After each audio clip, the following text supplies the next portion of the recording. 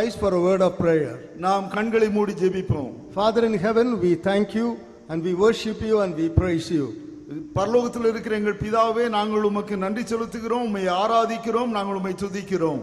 Lord, we are very thrilled and happy to see so many of our dear children of God gathering together in this place. இந்த இடத்திலே अनेक உம்முடைய பிள்ளைகள் இவ்விதமாக கூடி வந்திருப்பது எங்களுக்கு மனமகிழ்ச்சியை உண்டு பண்ணுகிறது. And how good and how pleasant it is for brethren to dwell together in unity. சகோதரர்கள் ஒருமித்து வாசம் செய்கிறது எத்தனை நன்மையும் இன்பமுமாய் இருக்கிறது. Oh, it is like a dew that comes upon the mountain of Hermon. Hermon மலையிலே விழுகிற பனியை போல, இறங்கி வருகிற பனியை போல அது இருக்கிறது. Thank you Lord for your word is going to come upon us as like a dew. ஆண்டவரே, இங்கே பனியை போல இறங்கி வரவிருக்கிற உம்முடைய வார்த்தைகளுக்காக நாங்கள் உமக்கு நன்றி செலுத்துகிறோம். Bless us with your word. உம்முடைய வார்த்தையினாலே எங்களை ஆசீர்வதியும். Speak to me and speak to us. என்னோடு பேசும், எங்களோடு பேசும். In Jesus precious name we offer this prayer. இயேசு கிறிஸ்துவின் நாமத்திலே, நாங்கள் விலையேறப்பட்ட நாமத்திலே ஜெபிக்கிறோம் நல்ல பிதாவே. ஆமென். Dear brothers and sisters, அருமையான சகோதர சகோதரிகளே, the theme for this camp is the cross of Christ. இந்த முகாமின் கருப்பொருள் கிறிஸ்துவின் சிலுவை. You all can see it here, the cross of Christ. கிறிஸ்துவின் சிலுவை என்கிற கருப்பொருளை நீங்கள் இங்கே பார்க்கலாம்.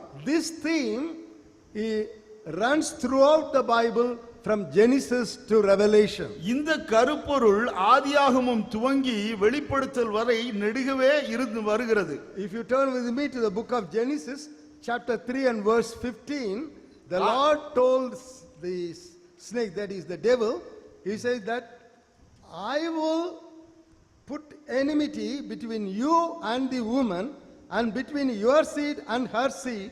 He shall bruise your head and you shall bruise his heel. தேவன் அங்கே சத்துருவிடத்திலே, சாத்தானிடத்திலே இவ்விதமாக சொல்லுகிறார்.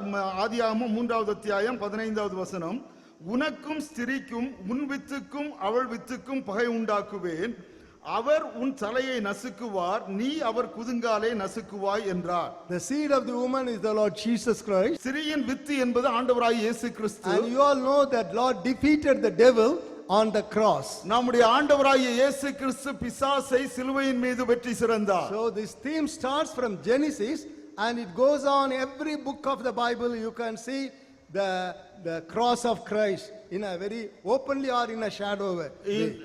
இந்த கருப்பொருள் என்பது ஆதியாகமத்திலே துவங்கி நெடுகவே வெளிப்படுத்தல் வரை ஒவ்வொரு புத்தகத்திலும் அப்படியே அது தொடர்ந்து வந்து கொண்டு இருக்கிறது. சில இடங்களிலே நேராக அது கண்டு வருகிறது, சில இடங்களிலே நிழலாக அதை நாம் பார்க்கலாம். In the book of Psalms you find very clearly it is being prophesied concerning the Lord Jesus Christ. இங்கே சங்கீதங்களின் புத்தகங்களிலே இது ஆண்டவராகிய இயேசு கிறிஸ்துவை குறித்து மிக தீர்க்கமாக தீர்க்க தரிசனம் சொல்லப்பட்டிருக்கிறதை கேட்கலாம். The Psalm 22nd and verse 1, 22வது சங்கீதம் 1வது வசனம், My God, why have you forsaken me? என் தேவனே, என் தேவனே, ஏன் என்னை கைவிட்டீர்? And similarly so many songs you can see it in Isaiah 53. It is called the sufferings of the Lord Jesus Christ. அதே விதமாக ஏசாயா 53வது வசனத்தில் அத்தியாயத்திலே நாம் பார்க்கலாம். அது ஆண்டவராகிய இயேசு கிறிஸ்துவின் மேசியாவுடைய பாடுகளின் அத்தியாயம் என்று சொல்லப்படுகிறது. And in the book of Revelation, we'll come to the last chapter of the book, and in Revelation 13th chapter, வெளிப்படுத்தலின் விசேஷம் 13th chapter 13வது அத்தியாயம் and verse 8, 8வது வசனத்திலே it is said that he is the lamb slain from the foundation of the world. அவர் இவ்விதமாக சொல்கிறார், உலக தோற்றம் முதல் அடிக்கப்பட்ட ஆட்டுக்குட்டி என்று சொல்கிறார். உலக தோற்றம் முதல் அடிக்கப்பட்ட ஆட்டுக்குட்டி. From the foundation of the world. இந்த உலகத்திற்கு அஸ்திவாரம் போடப்பட்ட நாளிலே இருந்தே அடிக்கப்பட்ட ஆட்டுக்குட்டி. The cross is not the afterthought of God. It was in God's wisdom even before the foundation of this world. இந்த சிலுவை என்பது ஏனோ தேவனுடைய மனதிலே, இருதயத்திலே ஏனோ ஒரு பிற்காலத்திலே உண்டான ஒரு எண்ணம் அல்ல, ஆனால் துவக்கத்திலேயே ஆரம்பம் முதலே ஆண்டவர் பிதாவாகிய தேவனிடத்திலே இருந்த திட்டம் அது. We should constantly remember the cross in our everyday life, and not only in this meeting. Even after you leave this meeting, you should constantly remember the cross. இந்த சிலுவையை நாம் இந்த கூட்டத்திலே மாத்திரமல்ல, இந்த கூட்டத்தை விட்டு போன பின்பும் நம்முடைய அனுதின வாழ்க்கையிலே அனுதினமும் அதை நாம் நினைவுபடுத்தி கொண்டே இருக்க வேண்டும். Paul starts his gospel with cross. Pavul தன்னுடைய நற்செய்தியை இந்த சிலுவையின் மூலமாக ஆரம்பிக்கிறார். Please turn with me to the 1 Corinthians chapter 15 and verse 3 and 4. 1 கொரிந்தியர் 15வது அத்தியாயம் 3வது 4வது வசனத்திற்கு வருவோம். For I delivered to you first of all that which I also received, that Christ died for your sins according to the scriptures. நான் அடைந்ததும் உங்களுக்கு பிரதானமாய் ஒப்புவித்ததும் என்னவென்றால், கிறிஸ்துவானவர் வேத வாக்கியங்களின்படி நமது பாவங்களுக்காக மரித்து அடக்கம் பண்ணப்பட்டு வேத வாக்கியங்களின் 3ஆம் நாளில் உயிர்த்தெழுந்து. And verse 4, and that he was buried and he rose again the third day according to the scriptures. வேத வாக்கியங்களின்படி அவர் அடக்கம் பண்ணப்பட்டு 3வது நாளிலே உயிர்த்தெழுந்தார். The theme verse for this camp is 1 Corinthians 1st chapter and 18th verse. இந்த முகாமிற்கான கருப்பொருள் வசனம் 1 கொரிந்தியர் 1வது அத்தியாயம் 18வது வசனம். For the message of the cross is foolishness to those who are perishing, but to us who are being saved it is the power of God. சிலுவையை பற்றிய உபதேசம் கெட்டு போகிறவர்களுக்கு பைத்தியமாய் இருக்கிறது, ரட்சிக்கப்படுகிற நமக்கோ அது தேவ பலனாய் இருக்கிறது. And in verse 23 and 24 also again Paul repeats the same thing. 23வது 24வது வசனத்திலும் Pavul அதையே மீண்டும் சொல்லுகிறார். We preach Christ the crucified, to the Jews a stumbling block and to the Greeks foolishness, but to those who are called both Jews and Greeks Christ is the power of God and is the wisdom of God. நாங்களோ சிலுவையில் அறையப்பட்ட கிறிஸ்துவை பிரசங்கிக்கிறோம். அவர் யூதருக்கு இடரலாயும் கிரேக்கருக்கு பைத்தியமாய் இருக்கிறார்.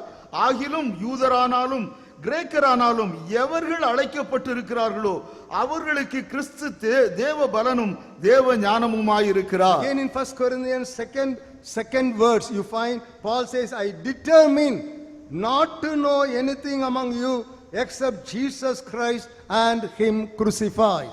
1 கொரிந்தியர் 2வது அத்தியாயம் 2வது வசனம். இயேசு கிறிஸ்துவை சிலுவையில் அறையப்பட்ட அவரே அன்றி வேறொன்றையும் உங்களுக்குள்ளே அறியாதிருக்க தீர்மானித்திருக்கிறேன். He is the power of God. அவரே தேவ வல்லமை. Cross is the power of God. சிலுவை தேவனுடைய வல்லமையாய் இருக்கிறது. It is the power of God to overcome sin. பாவத்தின் மீது வெற்றி கொடுக்க இந்த சிலுவை வல்லமை உள்ளதா இருக்கிறது. It's the power of God to overcome the devil.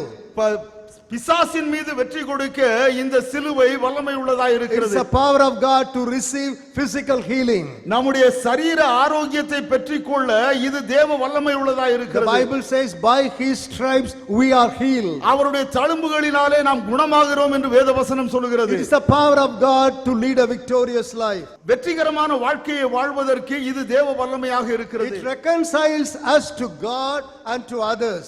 நம்மை தேவனோடும் மற்றவர்களோடும் ஒப்புரவுபடுத்துவதற்கு இது தேவ வல்லமை உள்ளதா இருக்கிறது. So through the cross we have access to God the Father.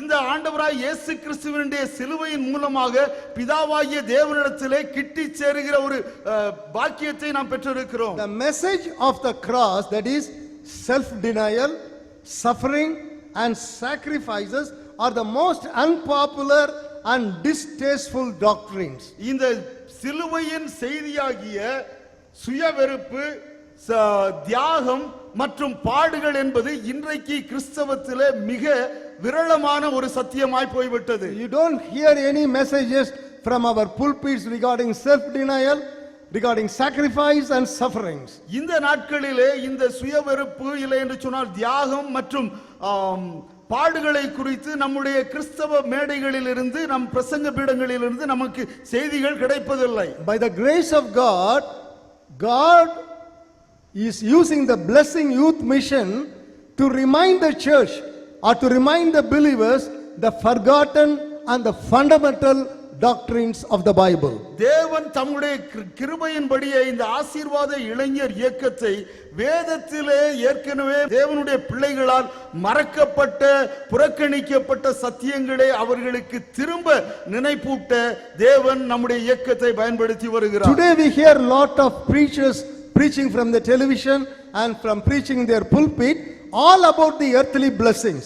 இன்றைக்கு பிரசங்க பீடங்களிலும் சரி தொலைக்காட்சிகளிலும் சரி அநேக பிரசங்கிகள் இந்த உலகத்துக்கு அடுத்த ஆசீர்வாதங்களை குறித்து அதிகமாக I பேசுகிறார்கள். do not know whether know it or not, all the earth and the things of the earth are going to be vanished. அவங்களுக்கு அது தெரியுமோ தெரியாதோ இந்த உலகத்தையும் இந்த உலகத்தை சார்ந்த காரியங்களும் அழிந்து போகிறது என்று. And Apostle Paul says in 1 Corinthians chapter 15 and verse 19, 1 கொரிந்தியர் 15:19 அப்போஸ்தலனாகிய பவுல் விதமாக சொல்லுகிறார், if in this life only we have hope in Christ, we are all of men the most pitiable of all the men. இம்மைக்காக மாத்திரம் நாம் கிறிஸ்துவின் மேல் நம்பிக்கை உள்ளவர்களாய் இருந்தால் எல்லா மனுஷர்களை பார்க்கிலும் பரிதபிக்கப்பட்டவர்களாய் இருப்போம். There is a teaching nowadays going on, Christ suffered for us, so there is no need to suffer for. No need to suffer. இயேசு கிறிஸ்து நமக்காக பாடுபட்டதினாலே நாம் பாடுபட வேண்டிய கஷ்டப்பட வேண்டிய அவசியம் இல்லை என்கிற உபதேசம் இன்றைக்கு பேசப்பட்டு வருகிறது. That is a false doctrine. அது ஒரு கள்ள உபதேசம். That's a wrong doctrine. அது ஒரு தப்பான That's உபதேசம். not a biblical doctrine. அது வேதத்திற்கு அடுத்த ஒரு உபதேசம் Please அல்ல. turn with me to the book of Philippians chapter 1 and verse 29. பிலிப்பியர் 1வது அத்தியாயம் 29வது வசனத்திற்கு வாருங்கள். And Paul says here, it for you it has been granted on behalf of Christ not only to believe on him, underline the word, but also to suffer for his sake. ஏனெனில் கிறிஸ்துவினிடத்திலே விசுவாசிக்கிறதற்கு மாத்திரமல்ல, அடிக்கோடிட்டுக் கொள்ளுங்கள், விசுவாசிக்கிறதற்கு மாத்திரமல்ல அவர் நிமித்தமாக பாடுபடுகிறதற்கும் உங்களுக்கு அருளப்பட்டு இருக்கிறது. Yes, it is appointed, it is granted unto us not only to believe on him, but also to suffer for his sake. நாம் விசுவாசிக்கிறதற்காக மாத்திரமல்ல அவரோடு கூட பாடுபடுவதற்காகவும் அழைக்கப்பட்டு இருக்கிறோம். Cross of Christ. இயேசு கிறிஸ்துவின் சிலுவை. It opposes human wisdom. இது இந்த மனித ஞானத்திற்கு விரோதமாக இருக்கிறது. It opposes outward ceremonies. இங்கே வெளிப்படையான சடங்காச்சாரங்களை இது எதிர்க்கிறது. It opposes selfishness. தன்னலத்தை எதிர்க்கிறது. It opposes fleshly lust. இது மாம்ச இச்சையை எதிர்க்கிறது. It opposes pride.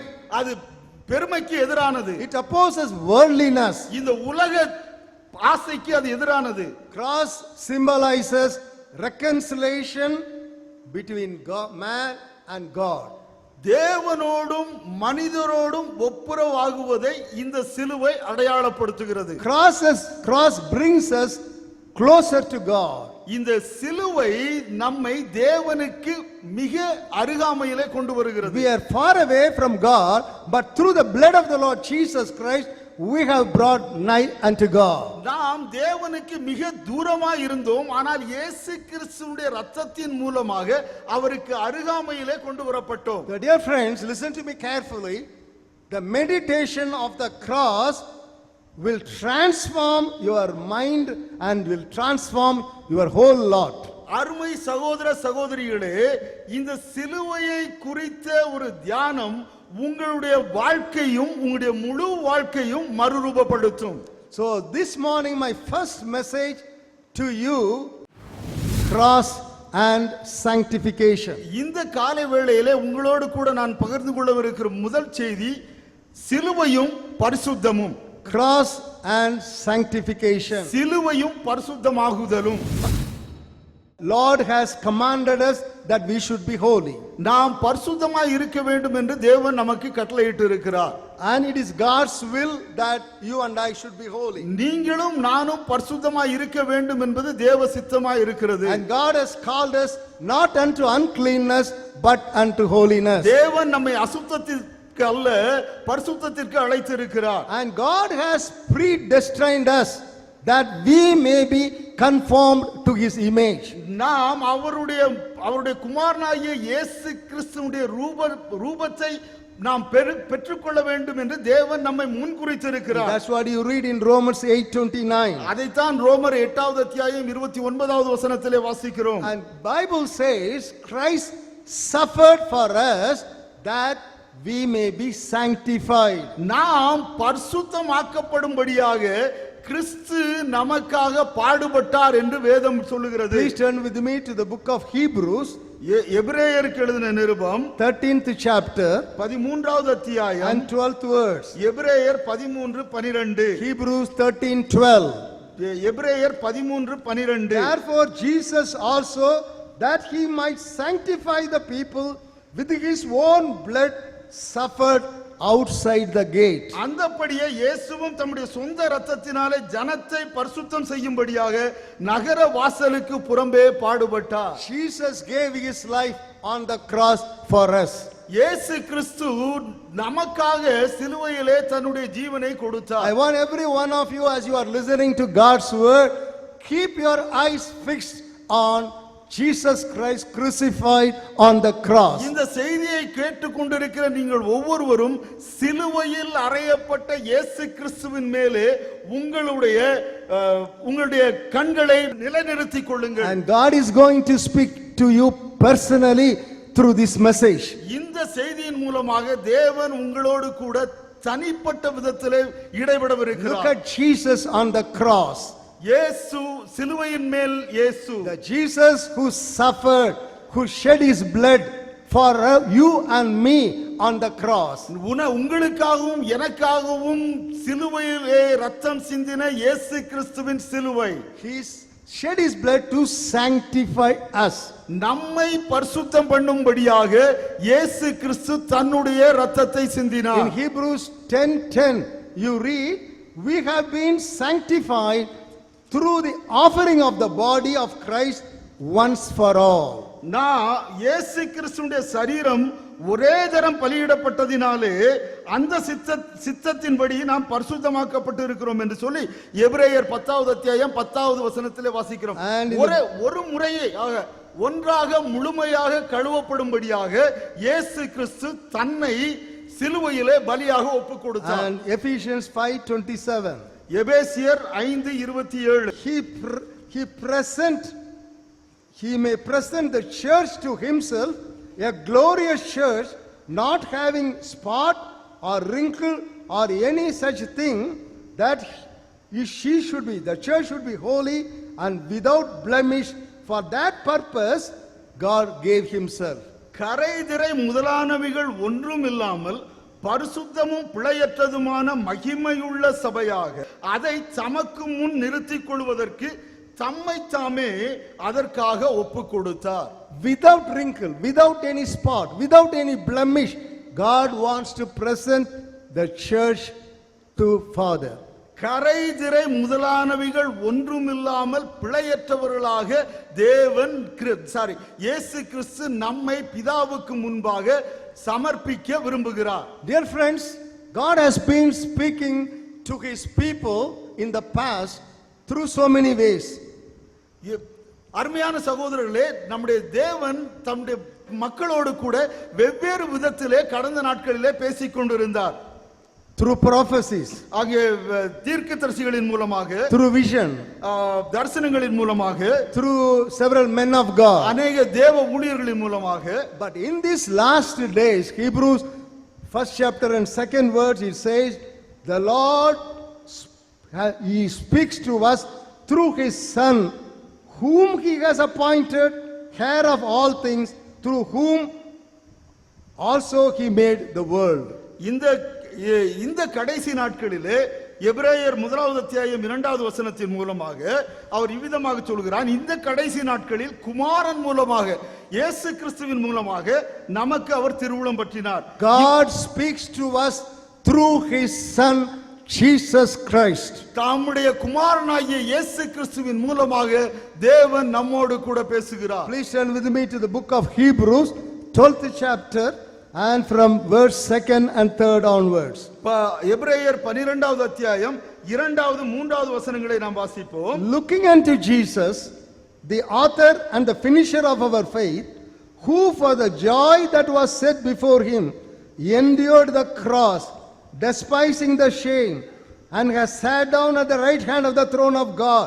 For consider him who endured such hostility from the sinners against himself, lest you become weary and discouraged in your soul. அவர் தமக்கு முன் வைத்திருந்த சந்தோஷத்தின் பொருட்டு அவமானத்தை எண்ணாமல் சிலுவையை சகித்து தேவனுடைய சிங்காசனத்தின் வலது பார்சத்திலே வீற்றிருக்கிறார். ஆகையால் நீங்கள் இளைப்புள்ளவர்களாய் உங்கள் ஆத்துமாக்களிலே சோர்ந்து போகாதபடிக்கு தமக்கு விரோதமாய் பாவிகளால் செய்யப்பட்ட இவ்விதமான விபரீதங்களை சகித்த அவரையே நினைத்துக் கொள்ளுங்கள். Consider Jesus.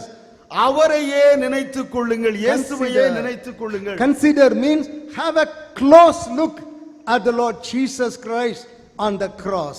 இயேசு கிறிஸ்துவை நினைத்துக் கொள்ளுங்கள் என்று சொன்னால் அவரை மிக நெருக்கமாக நாம் சிலுவையிலே அடிக்கப்பட்ட இயேசு கிறிஸ்துவை மிக நெருக்கமாக கவனிக்க வேண்டும். As you look at Jesus on the cross, நாம் சிலுவையிலே இருக்கிற இயேசு கிறிஸ்துவை கவனிக்கிற பொழுது we could learn lot of lessons from Jesus on the cross.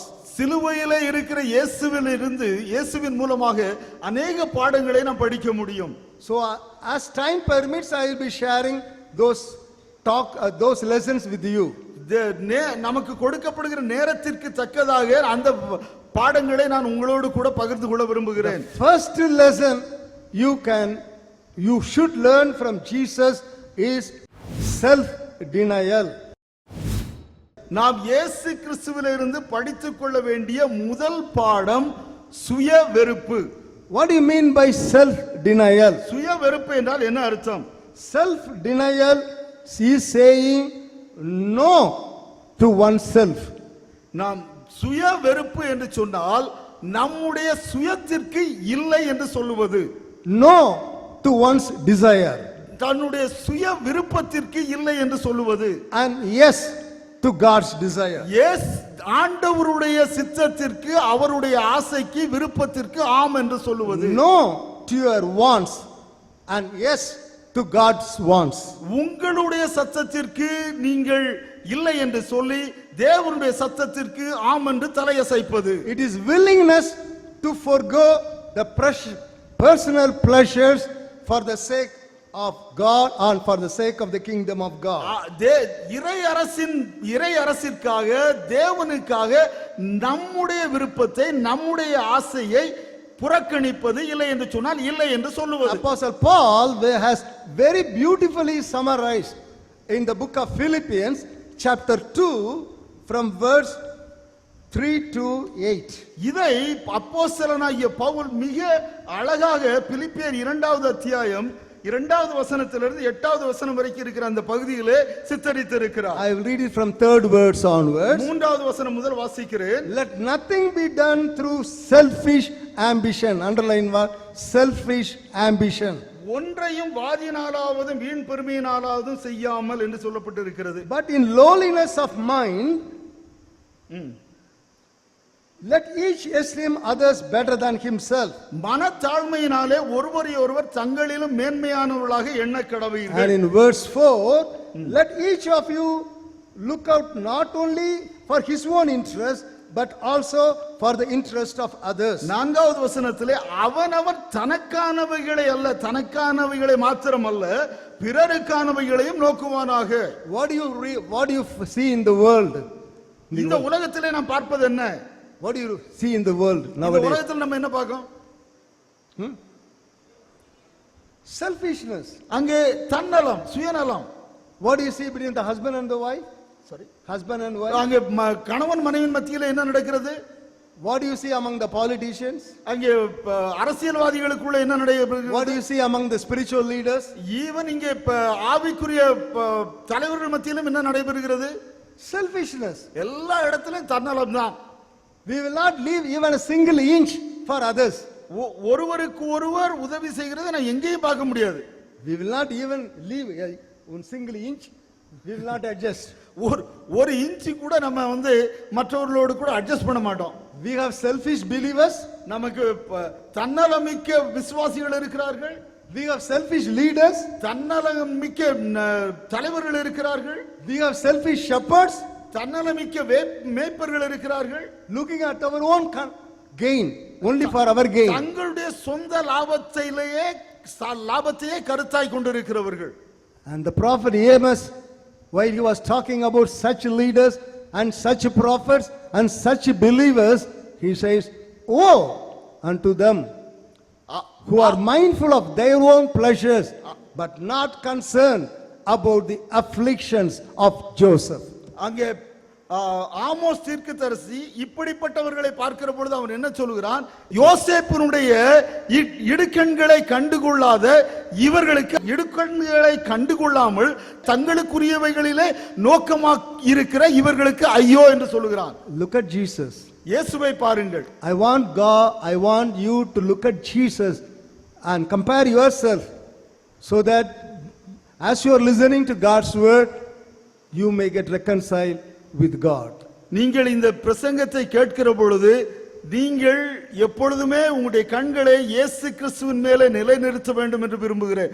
அப்படி நீங்கள் நிலைநிறுத்துகிற பொழுது தேவனோடு கூட நீங்கள் ஒப்புரவாகுவதற்கு அது உதவி செய்யும். Jesus Christ left perfect beauty and splendor and he became a sin for us. இயேசு கிறிஸ்து பரிபூரணமான அழகை துறந்து அவருடைய மகிமையை துறந்து இந்த உலகிலே நமக்காக அடிமையானார். He denied the throne and he became a sacrifice for us.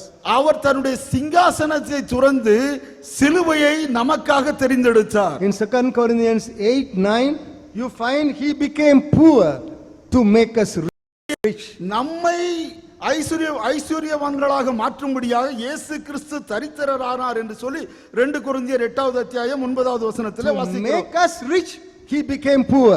நம்மை அவர் ஐஸ்வர்யம் உள்ளவர்களாய் ஆக்கும்படியாக, நம்மை செல்வந்தர்களாக ஆக்கும்படியாக அவர் தரித்திரரானார். He was in the place of unending happiness, but in Isaiah 53:3 you find he was a man of sorrow. அவர் நித்தியமான சந்தோஷம் இருக்கிற ஒரு இடத்திலே இருந்தார். ஆனால் ஏசாயா 53:3 வாசிக்கிறோம், அவர் துக்கம் உள்ளவராய் இருந்தார் என்று சொல்லி பார்க்கிறோம். He denied himself of being served and worshipped by the heavenly angels, and he came to the world and he became a laughing stock. அங்கே பரலோகத்தில் இருக்கிற தூதர்களாலே ஆராதிக்கப்படுகிற அந்த ஒரு ஆசனத்தை அவர் துறந்து இந்த உலகிற்கு வந்து எல்லாராலும் கேலி கிண்டலாக பேசப்பட்டார். He became a friend of sinners. Our பாவிகளின் சிநேகிதரானார். Dear brothers and sisters, பிரிய சகோதர சகோதரர்களே, are we selfless or selfish? நாம் தன்னலமிக்கவர்களாக இருக்கிறோமா இல்லை என்றால் தன்னலமற்றவர்களாக இருக்கிறோமா? Apostle Paul was narrating the signs of the last days. அப்போஸ்தலனாகிய பவுல் கடைசி நாட்களின் அடையாளங்களை குறித்து சொல்கிறார். He was telling about 18 signs or 19 signs of the last days in 2 Timothy chapter 3 and from 1st to 5.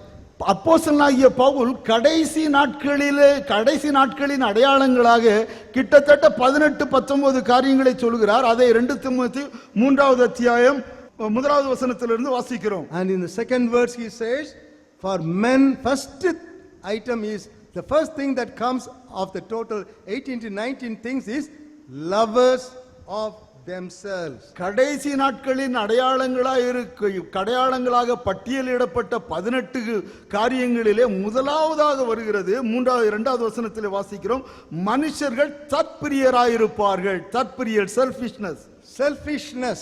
தற்பிரியர்கள். My family, என்னுடைய குடும்பம், my church, எனது சபை, my everything, my எல்லாம் என்னுடையது என்பது. What Paul says in Philippians, let everyone do not mind things of yourself, but also mind the things of others. ஆனால் பவுல் அப்போஸ்தலன் பிலிப்பியரிலே சொல்லுகிறது என்னவென்று சொன்னால், அவனவன் தனக்கானவைகளை மாத்திரம் அல்ல பிறருக்கானவைகளையும் நோக்குவானாக. And he says, let this mind or this attitude be in you that was also in Christ Jesus. இயேசு கிறிஸ்துவிலே இருந்த இந்த சிந்தையே, இந்த மனப்பான்மையே உங்களிலும் இருக்க கடவுது என்று சொல்கிறார். Self denial. சுய வெறுப்பு. Listen to me carefully. கவனமாய் கேளுங்கள்.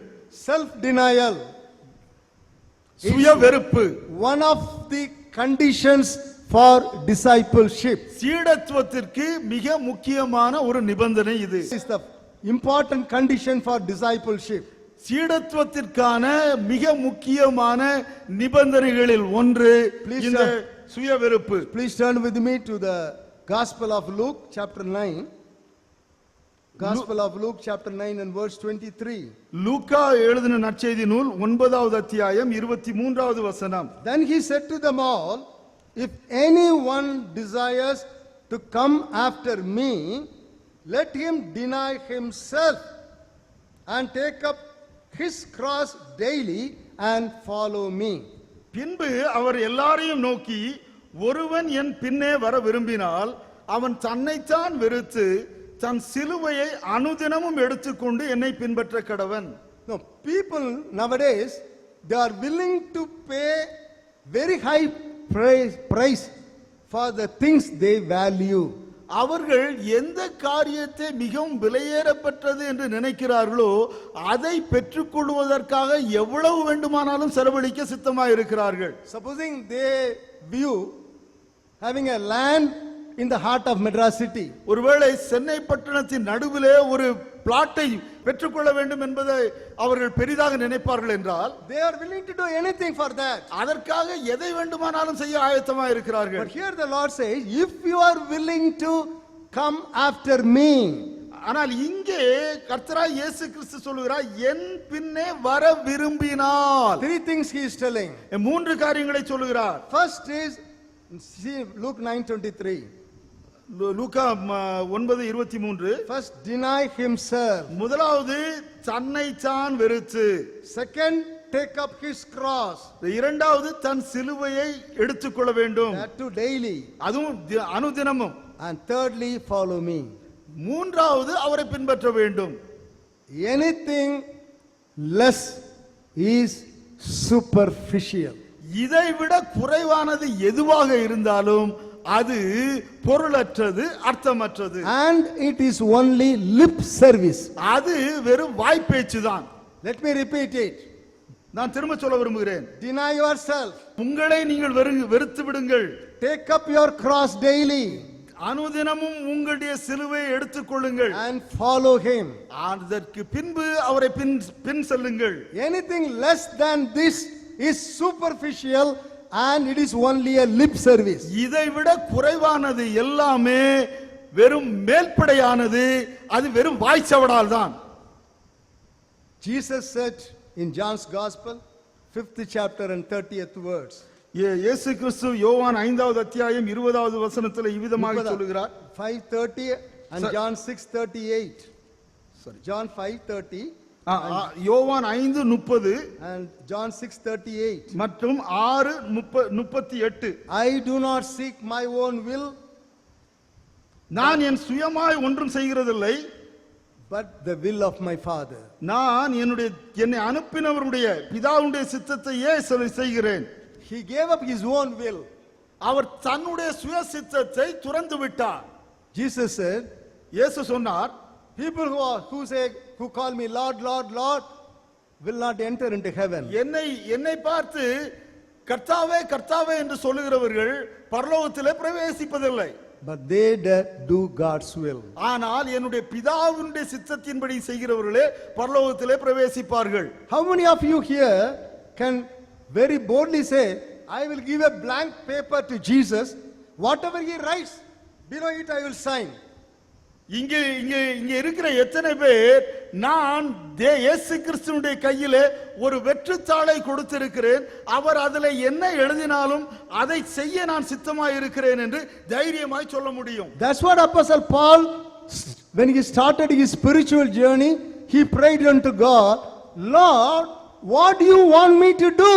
இதைத்தான் பவுலப்போஸ்தலன் தன்னுடைய பிரசங்க ஊழியத்தை ஆரம்பிப்பதற்கு முன்னதாக ஆண்டவரிடத்திலே கேட்டான், ஆண்டவரே நான் என்ன செய்ய சித்தமாய் இருக்கிறீர்? He doesn't say that I want this, I want that, and you please sign that, you please approve that. He did not say that. அவன் இயேசு கிறிஸ்துவிடத்திலே எனக்கு இது வேண்டும், அது வேண்டும், இது வேண்டும், இதையெல்லாம் நீர் ஆண்டவரே எனக்கு அங்கீகரித்து கையொப்பமிட்டு கொடும் என்று சொல்லவில்லை. How many of you are bold enough today in this crowd to say to God, Lord, what you want me to do, I am willing to obey.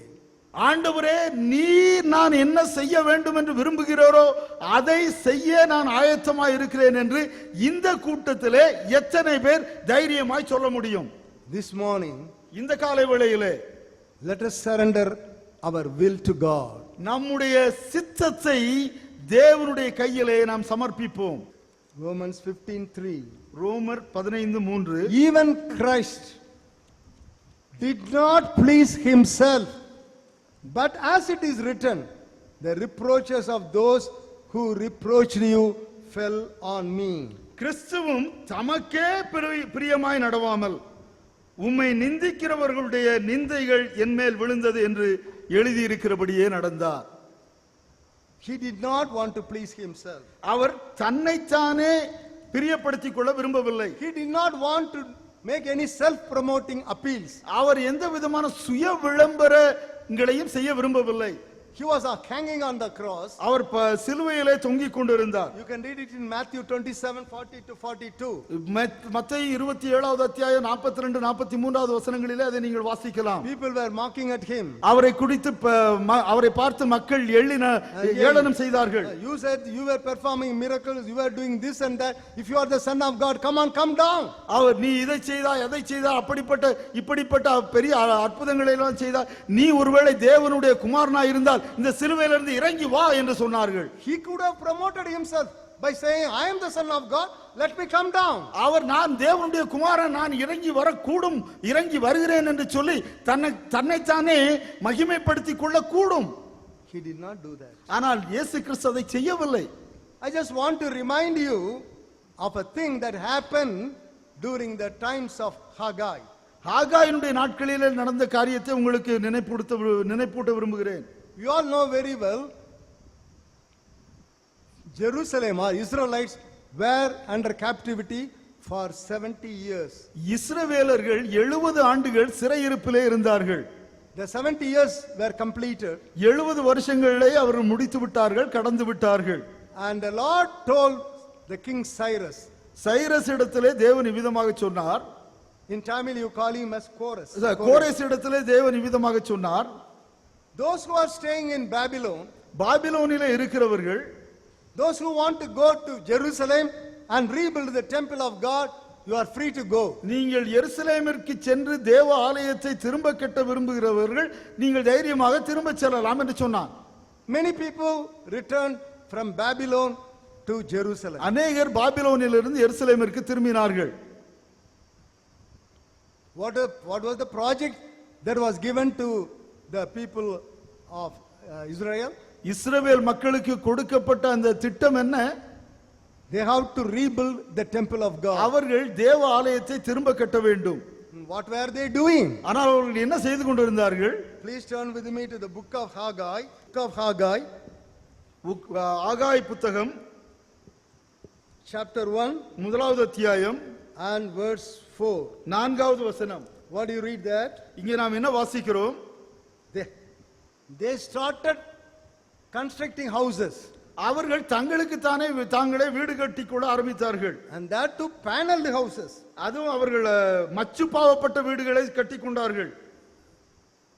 So constructing rebuilding the temple of God was stopped for nearly 16 years.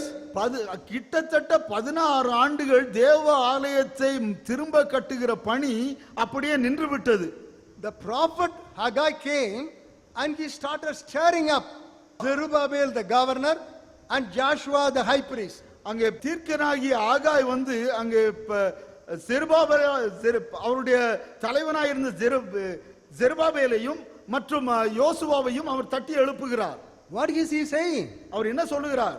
I have sent you people to rebuild the temple of God, but what are you doing now? நான் தேவ ஆலயத்தை திரும்ப கட்டும்படியாய் உங்களை அனுப்பினேனே, நீங்கள் என்ன செய்து கொண்டிருக்கிறீர்கள்? You are building yourself. நீங்கள் உங்கள் வீடுகளை கட்டி கொண்டிருக்கிறீர்கள். You are building your kingdom. உங்களுடைய அரசை கட்டி கொண்டிருக்கிறீர்கள். I have saved you. நான் உங்களை ரட்சித்திருக்கிறேன். I have baptized you. உங்களுக்கு ஞானஸ்நானம் கொடுத்திருக்கிறேன். I have anointed you with the Holy Spirit. பரிசுத்த ஆவியினாலே உங்களை நிறைத்திருக்கிறேன். What for? எதற்காக? That you may live for me. எனக்காக நீங்கள் வாழும்படியாய் நான் இந்த ஆசீர்வாதங்களை உங்களுக்கு That you கொடுத்திருக்கிறேன். may live for the Lord Jesus Christ who was given his life for you and me. உங்களுக்காகவும் எனக்காகவும் தன்னுடைய வாழ்வை பணயமாக கொடுத்த அந்த இயேசு கிறிஸ்துவுக்காக நாம் வாழ வேண்டும் என்பதற்காகவே இதை ஆண்டவர் செய்தார். What are you doing? நீங்கள் என்ன செய்து கொண்டிருக்கிறீர்கள்? God is asking you this question. இந்த காலை வேளையில இந்த கேள்வி உங்களுக்கு நேராக வருகிறது.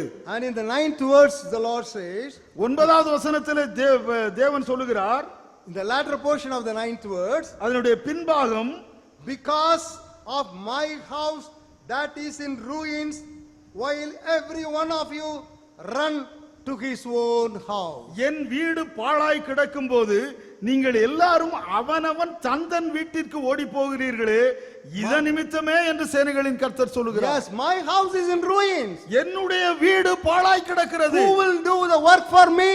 நீங்கள் என்னுடைய வேலையை செய்ய வேண்டும். யார் என்னுடைய வேலையை செய்வார்? I was saved when I was 15 years old. நான் 15 வயது இருக்கும் பொழுது ரட்சிக்கப்பட்டேன். God said, come on, you have to do my job. ஆண்டவர் சொன்னார், வா என்னுடைய வேலையை நீ செய்ய வேண்டும். Now I am 75 years. இப்பொழுது நான் 75 வயதுடையவனாய் இருக்கிறேன்.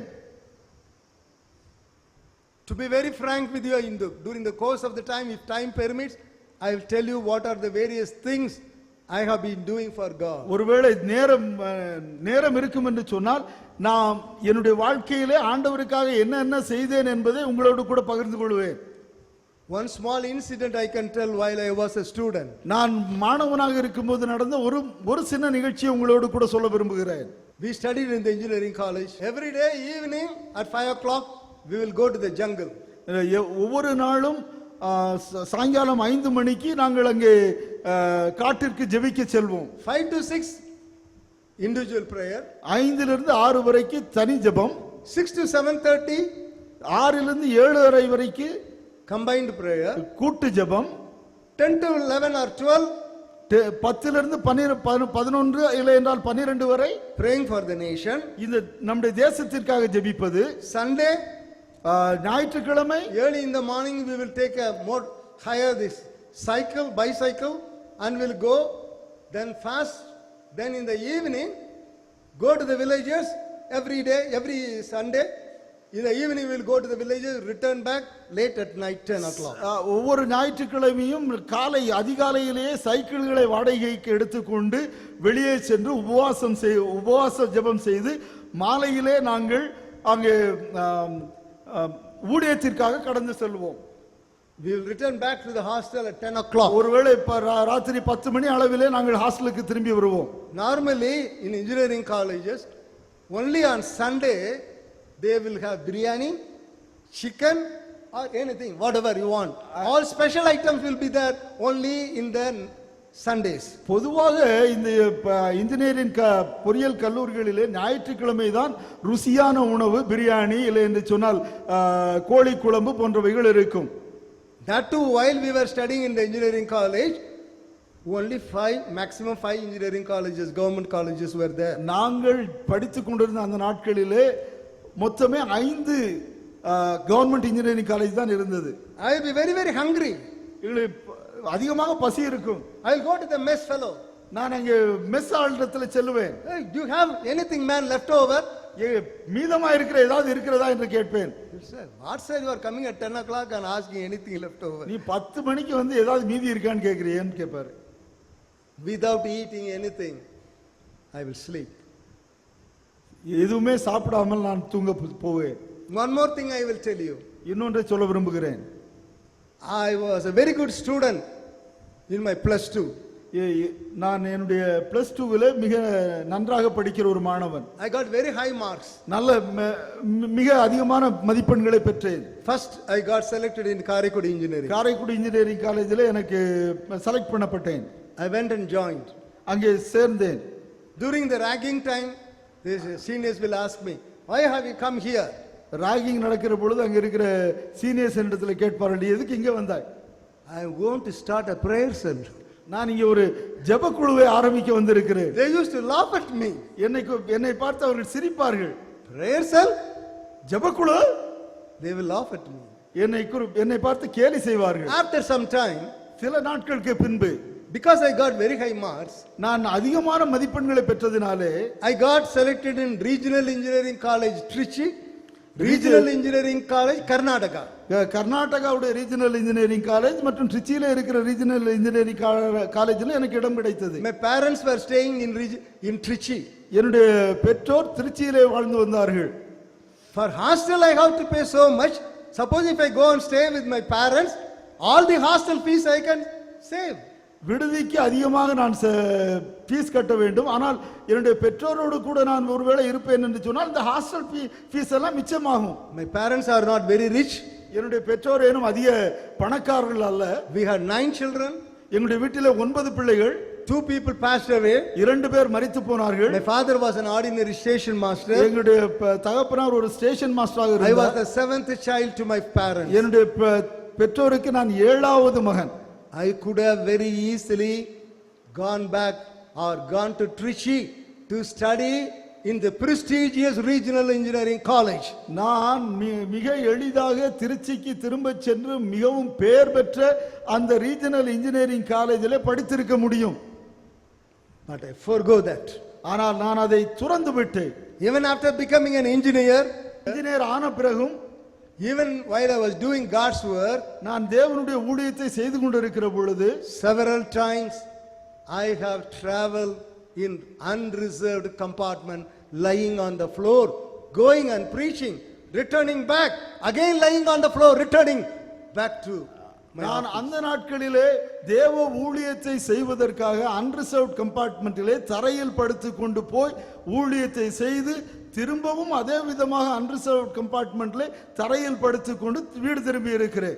Dear friends, அருமை நண்பர்களே, if you do not want to sacrifice or deny yourself, you cannot win any soul for the kingdom of God. நீங்கள் உங்களுடைய சுயநலத்தை துறந்து தியாகம் செய்ய ஆயத்தமாய் இல்லாதிருப்பீர்கள் என்று சொன்னால் தேவனுக்கென்று ஒரு ஆத்மாவையும் உங்களாலே ஆயத்தம் பண்ண முடியாது. To quote that, I will want to quote a scripture example from Jesus Christ's life, John's Gospel, 12th chapter and verse 24 and 25. நான் இதற்கு எடுத்துக்காட்டாக இயேசு கிறிஸ்துவின் வாழ்க்கையிலிருந்து சொல்ல விரும்புகிறேன்.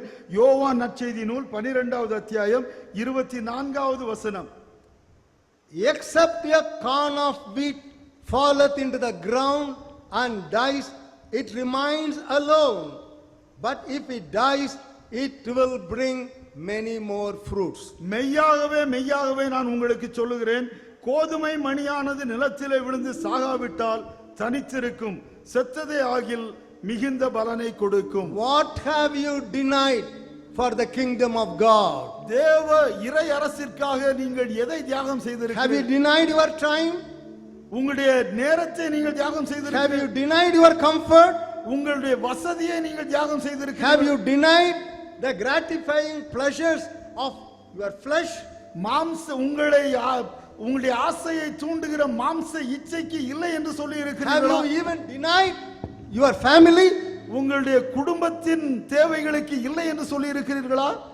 Being with the family, being alone with the family and enjoying the pleasures of this family, have you denied that for the kingdom of God?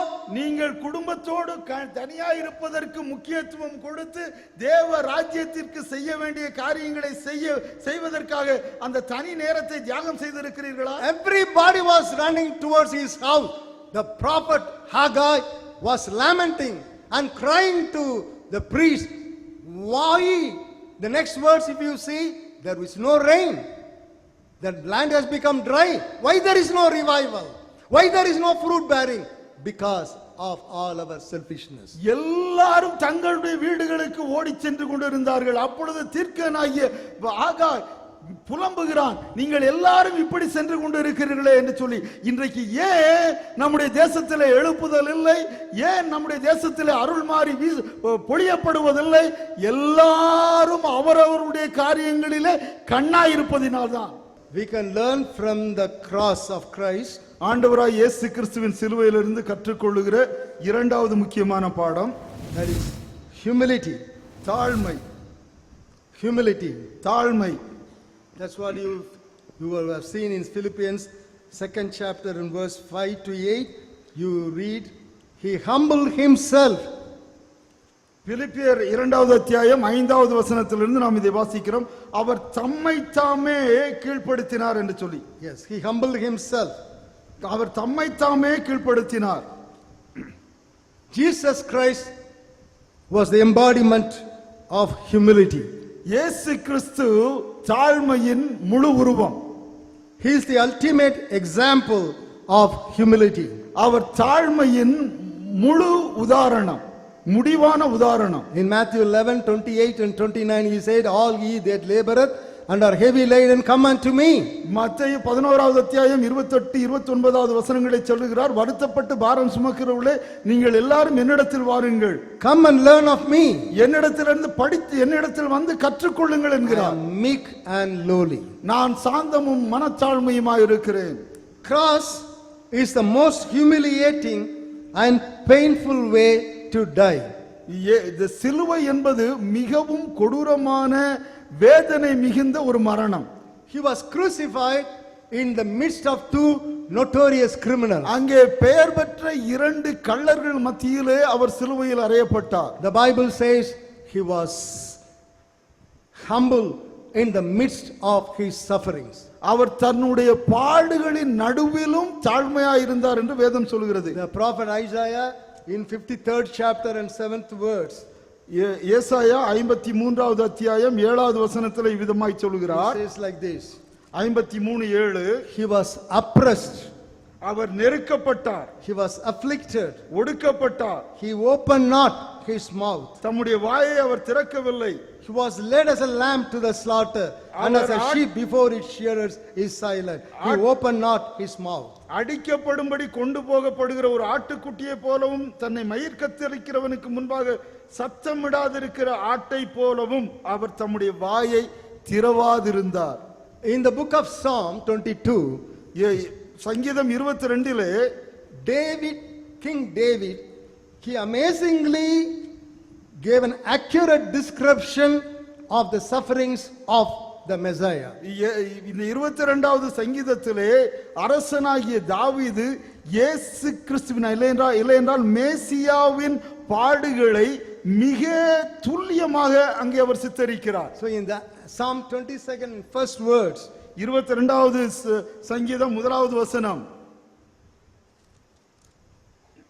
my God, why have you forsaken me? என் தேவனே ஏன் என்னை கைவிட்டீர். In verse 6, 6வது வசனம், I am a worm நானோ ஒரு புழு, and no man, மனுஷன் அல்ல, a reproach of men and despised by the people. மனுஷரால் நிந்திக்கப்பட்டும் ஜனங்களால் அவமதிக்கப்பட்டும் இருக்கிறேன்.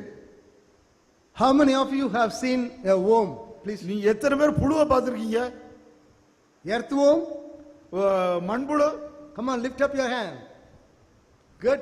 All of you have seen. எல்லாரும் பார்த்திருக்கீங்க. How many of you have seen snake? எத்தனை பேர் பாம்பு பார்த்திருக்கீங்க? Jesus said, இயேசு சொன்னார், I am a worm, நான் ஒரு புழு, not a snake. நான் ஒரு பாம்பு அல்ல. If you stamp on a worm, it will not bite back or kick back, but it will simply bear it.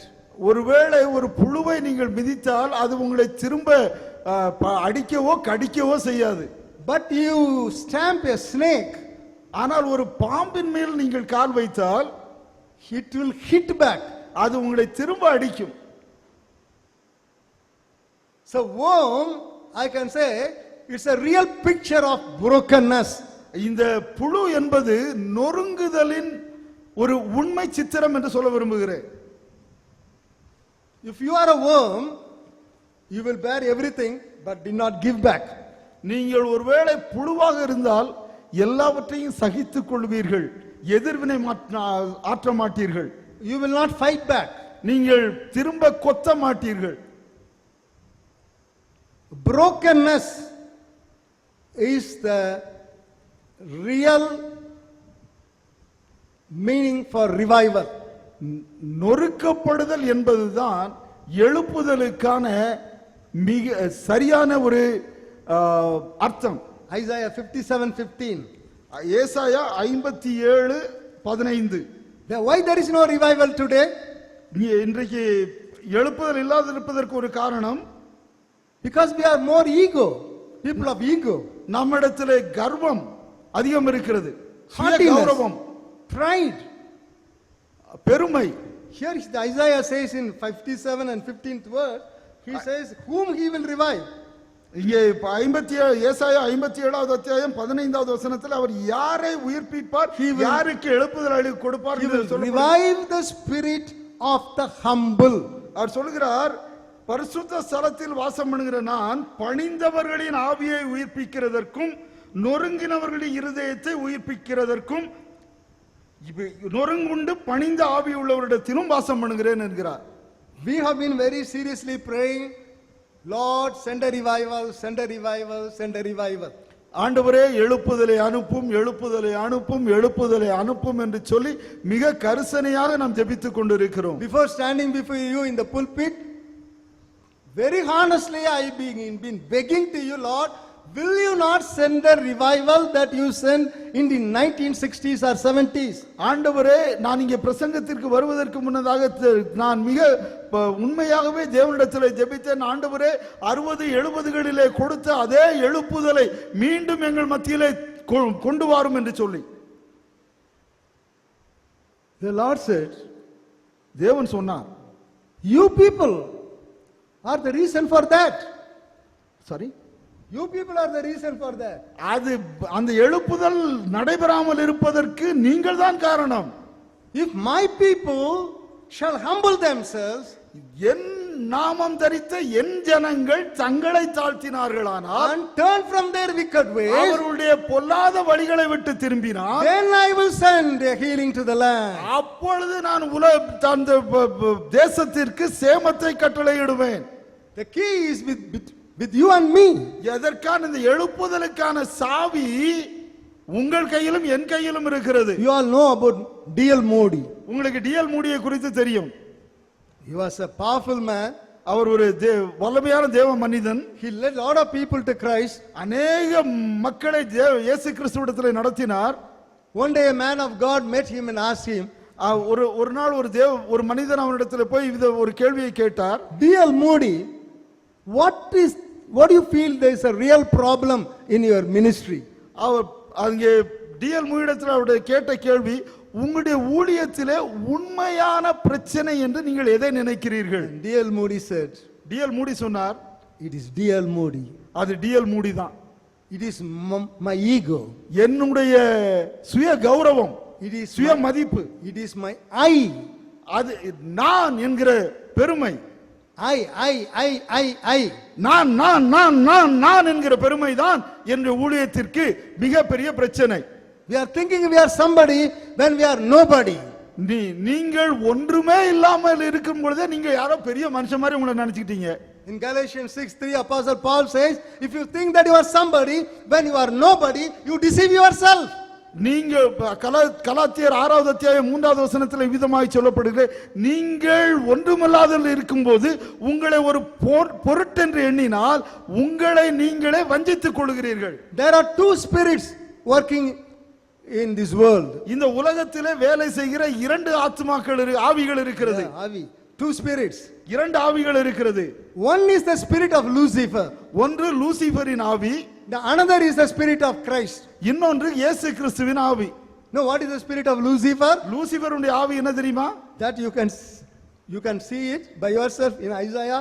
You find out whether you have the spirit of Lucifer. உங்களிடத்தில் லூசிபருடைய ஆவி இருக்கிறதா என்பதை நீங்களே கண்டுகொள்ளுங்கள். Isaiah 14. ஏசாயா 14 from verse 12 to 15.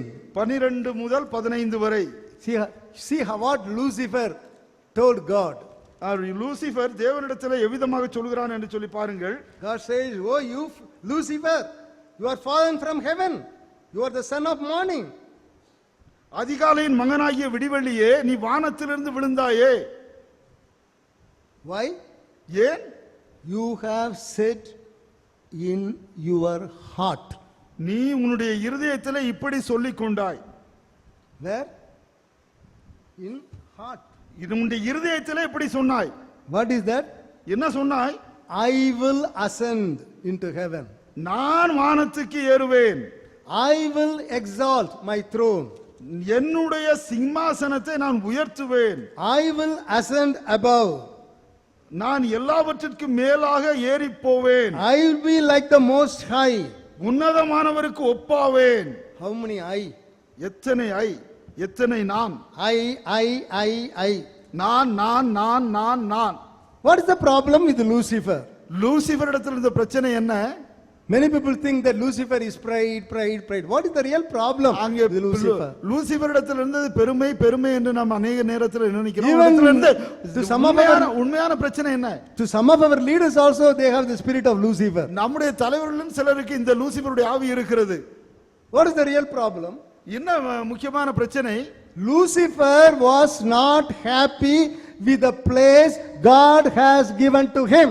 தேவன் அவனுக்கு கொடுத்த இடத்திலே அவனுக்கு மகிழ்ச்சி இல்லை, திருப்தி இல்லை. I will ascend. நான் என்னை இன்னும் உயர்த்துவேன், I will ascend to be like God. நான் தேவனை போலாவேன். The more and more he was trying to ascend himself, the Lord says, he that exalteth himself shall be abased, and he shall humble himself shall be exalted. அவன் எவ்வளவுக்கு எவ்வளவு அதிகமாக தன்னை உயர்த்த விரும்பினானோ அவ்வளவுக்கு அவ்வளவாக அவன் கீழே தள்ளப்பட்டான். எவன் தன்னைத்தானே உயர்த்துகிறானோ அவன் தள்ளப்படுவான், தன்னைத்தானே தாழ்த்துகிறவன் உயர்த்தப்படுவான். Let us put an end to the ego, not I but Christ that liveth in me. நாம் நம்முடைய பெருமைக்கு கர்வத்திற்கு ஒரு முடிவு கட்டி நான் இனி ஜீவிப்பது நான் அல்ல, கிறிஸ்துவே என்னிலே ஜீவிக்கிறார் என்று சொல்லுவோம். I'm going to explain a little practically about the humility of Jesus. இயேசு கிறிஸ்துவினுடைய தாழ்மையை குறித்து நான் நடைமுறையாக உங்களிடத்திலே விளக்க விரும்புகிறேன். Jesus Christ was a very tall in his spiritual life. தன்னுடைய ஆவிக்குரிய வாழ்க்கையிலே இயேசு கிறிஸ்து உயர்ந்த மனிதனாக இருந்தார். The disciples cannot come anywhere nearer to him. அவருக்கு பக்கத்துல வர்றதுக்கே இந்த சீடர்களுக்கு இடமில்லை. நம்ம தமிழ்ல சொன்னா அவருடைய கால் தூசிக்கு கூட பட மாட்டாங்க. Correct translation. But he sought the fellowship of these disciples while he was in the garden of Gethsemane. அவர் இந்த கெத்செமனே தோட்டத்தில் இருக்கிற பொழுது அவர்களுடைய ஐக்கியத்தை, அவருடைய உதவியை இயேசு கிறிஸ்து நாடினார். In the Mount of Transfiguration, these guys were sleeping. மறுரூப மலையிலே இவர்கள் தூங்கினார்கள். Everywhere they were sleeping. எங்க போனாலும் தூக்கம்தான். Still, Jesus was so humble that he sought the fellowship of his disciples. அப்படி இருந்தாலும் தன்னுடைய சீடர்களின் ஐக்கியத்தை நாடும் அளவுக்கு இயேசு கிறிஸ்து தாழ்மையாக இருந்தார். He moved with his disciples so freely, Peter could even rebuke him. அவர் தன்னுடைய சீடர்களோடு மிக சாதாரணமாக எளிதாக பழகினார். அதனால்தான் அங்கே பேதுரு அவரை பார்த்து அவரை கடிந்து கொள்ள முடிந்தது. He never said, "Oh, I am the general overseer, I am the co-founder, don't come near." He did not keep a distance. அவர் நான் ஒரு பொது கண்காணி, நான் ஒரு இந்த நிறுவனத்தின் கோ-ஃபவுண்டர், அதனால நீங்க எங்க பக்கத்துல வரக்கூடாதுன்னு சொல்லி தூரமாக அவர் ஜனங்களை நிறுத்தவில்லை. Peter could call him aside and say, "Rebuke Jesus Christ." பேதுரு இயேசு கிறிஸ்துவிடத்தின் பக்கத்துல வந்து அவரை கடிந்து கொள்ளும் அளவிற்கு சுதந்திரம் பெற்றிருந்தான். You all know about the prophet Elisha. எலியாவை குறித்து உங்களுக்கு தெரியும். Who is Elisha? சரி, எலிசா யாரு? Can anyone tell? Who is Elisha? எலிசா யாரு? தீர்க்கதரிசி. அப்புறம் லாபானா. எந்திரிச்சு சொல்லுங்க. Come on, stand up. He is a farmer, okay? Those things are correct. எல்லாமே சரிதான். He was the man who received double portion of gift from Elijah. எலியாவிடத்திலிருந்து 2 பங்கான ஆவியை பெற்றவன் அவன். He was the successor of Elijah. எலியாவினுடைய வழித்தோன்றல் அவன். Know what was told about the prophet Elisha? எலிசாவை குறித்து சொல்லப்பட்டது என்ன? Please turn with me to 2 Kings, 2 ராஜாக்கள் 3rd chapter 3வது அத்தியாயம் and 11th verse. 11வது வசனம் 2 ராஜாக்கள் 3:11. They were inquiring, is there any prophet here? Is there any prophet here? Joshabat was asking like that. And here is the answer that comes. Yes. யோசபாத் இங்கே யாராவது தீர்க்கதரிசி இருக்கிறாரா என்று கேட்டுக்கொண்டிருந்தான். அப்பொழுது இருக்கிறார் என்று பதில் வருகிறது. Who is that prophet? அந்த தீர்க்கதரிசி யார்? One, that is Elisha. He was introduced like this: one who poured water on the hands of Elijah. எலியாவின் கைகளுக்கு தண்ணீர் வார்த்த சாப்பாத்தின் குமாரனாகிய எலிசா என்று அவன் அறிமுகப்படுத்தப்படுகிறான். One who washed, one who poured water. எலியாவின் கைகளுக்கு தண்ணீர் வார்த்தவன். Can anyone would like to be introduced like that? இங்க இருக்கிற யாராவது அப்படி ஒரு அறிமுகத்தை விரும்புவீர்களா? Here Elisha was introduced as one, not as a prophet who received double portion. Here is a prophet. What is he? He was a servant. He was a slave. He was doing the work of a servant of pouring water into his master, for his master. எலியாவின் ஆவியிலே 2 பங்கை பெற்ற Elisha என்று அவன் அறிமுகப்படுத்தப்படாமல் இங்கே எலியாவின் கைகளுக்கு தண்ணீர் வார்த்தவன் இல்லை என்று சொன்னால் எலியாவுடைய வேலைக்காரன், எலியாவுடைய கைகளை கழுவினவன் என்று சொல்லி இங்கே அறிமுகப்படுத்தப்படுகிறான். William Carey. He was a great man of God. அவர் மிக பெரிய தேவ மனிதன். Translated the Bible into various languages in Calcutta. இன்று அநேக இந்திய பாரத மொழிகளிலே அவர் வேதத்தை மொழிபெயர்ப்பு செய்தார். He earned lot of respect among the dignitaries of Calcutta. அங்கே கல்கத்தாவில் வாழ்ந்த அந்தஸ்து மிக்க மக்கள் மத்தியில் அவர் மரியாதை பெற்றவராக இருந்தார். Once he was invited for a dinner by the Governor General of India. ஒரு நாள் அவர் கவர்னர் ஜெனரல் ஆஃப் இந்தியா அவர்கள் அவரை ஒரு விருந்துக்காக அழைத்திருந்தார். Lot of dignitaries were there. அங்கே அநேக பெரிய மனிதர்கள் இருந்தார்கள். And one man said about William Carey, he was a man, he was a shoemaker. அங்கே இருக்கிற ஒரு மனிதன் வில்லியம் கேரியை குறித்து சொல்லுகிற பொழுது அவன் ஒரு காலணி செய்கிறவனாக இருந்தான் என்று சொன்னார். Having a shoe company. அப்படி சொன்னா அது ஒரு ஷூ கம்பெனி வச்சிருக்கிறது போல, ஒரு காலனி கம்பெனி வச்சிருக்கிறது போல ஒரு பேர், ஒரு அர்த்தம். William Carey looked back. William carry திரும்ப பார்த்தார். Said, I am not a maker of shoes, I am a repairer of shoes, cobbler. அவர் என்ன சொன்னார் என்றால், நான் காலணிகளை செய்கிறவன் அல்ல, காலணிகளை தைக்கிறவன் என்று சொன்னார். Shall we say one hallelujah? Hallelujah. No hallelujah? Hallelujah. No hallelujah? No hallelujah? Everybody wants to be a master or a servant. நீங்கள் ஒருவேளை ஒரு எஜமானாய் இருக்க விரும்புகிறீர்களா இல்லை என்று சொன்னால் வேலையாளாக இருக்க விரும்புகிறீர்களா? Have the spirit of servanthood.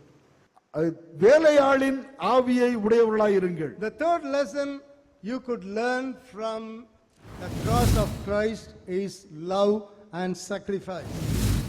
இயேசு கிறிஸ்துவின் சிலுவையிலே இருந்து நாம் கற்றுக்கொள்ளுகிற இன்னொரு பாடம் அது தியாகம். Love and sacrifice. அது அன்பும் தியாகமும். Cross of Christ is the supreme symbol of love and sacrifice. இயேசு கிறிஸ்துவின் சிலுவை அன்பு மற்றும் தியாகத்திற்கு மிக சிறந்த ஒரு அடையாளம். His love at the cross. இயேசு கிறிஸ்து தேவன் தன்னுடைய அன்பை சிலுவையிலே வெளிப்படுத்தினார்.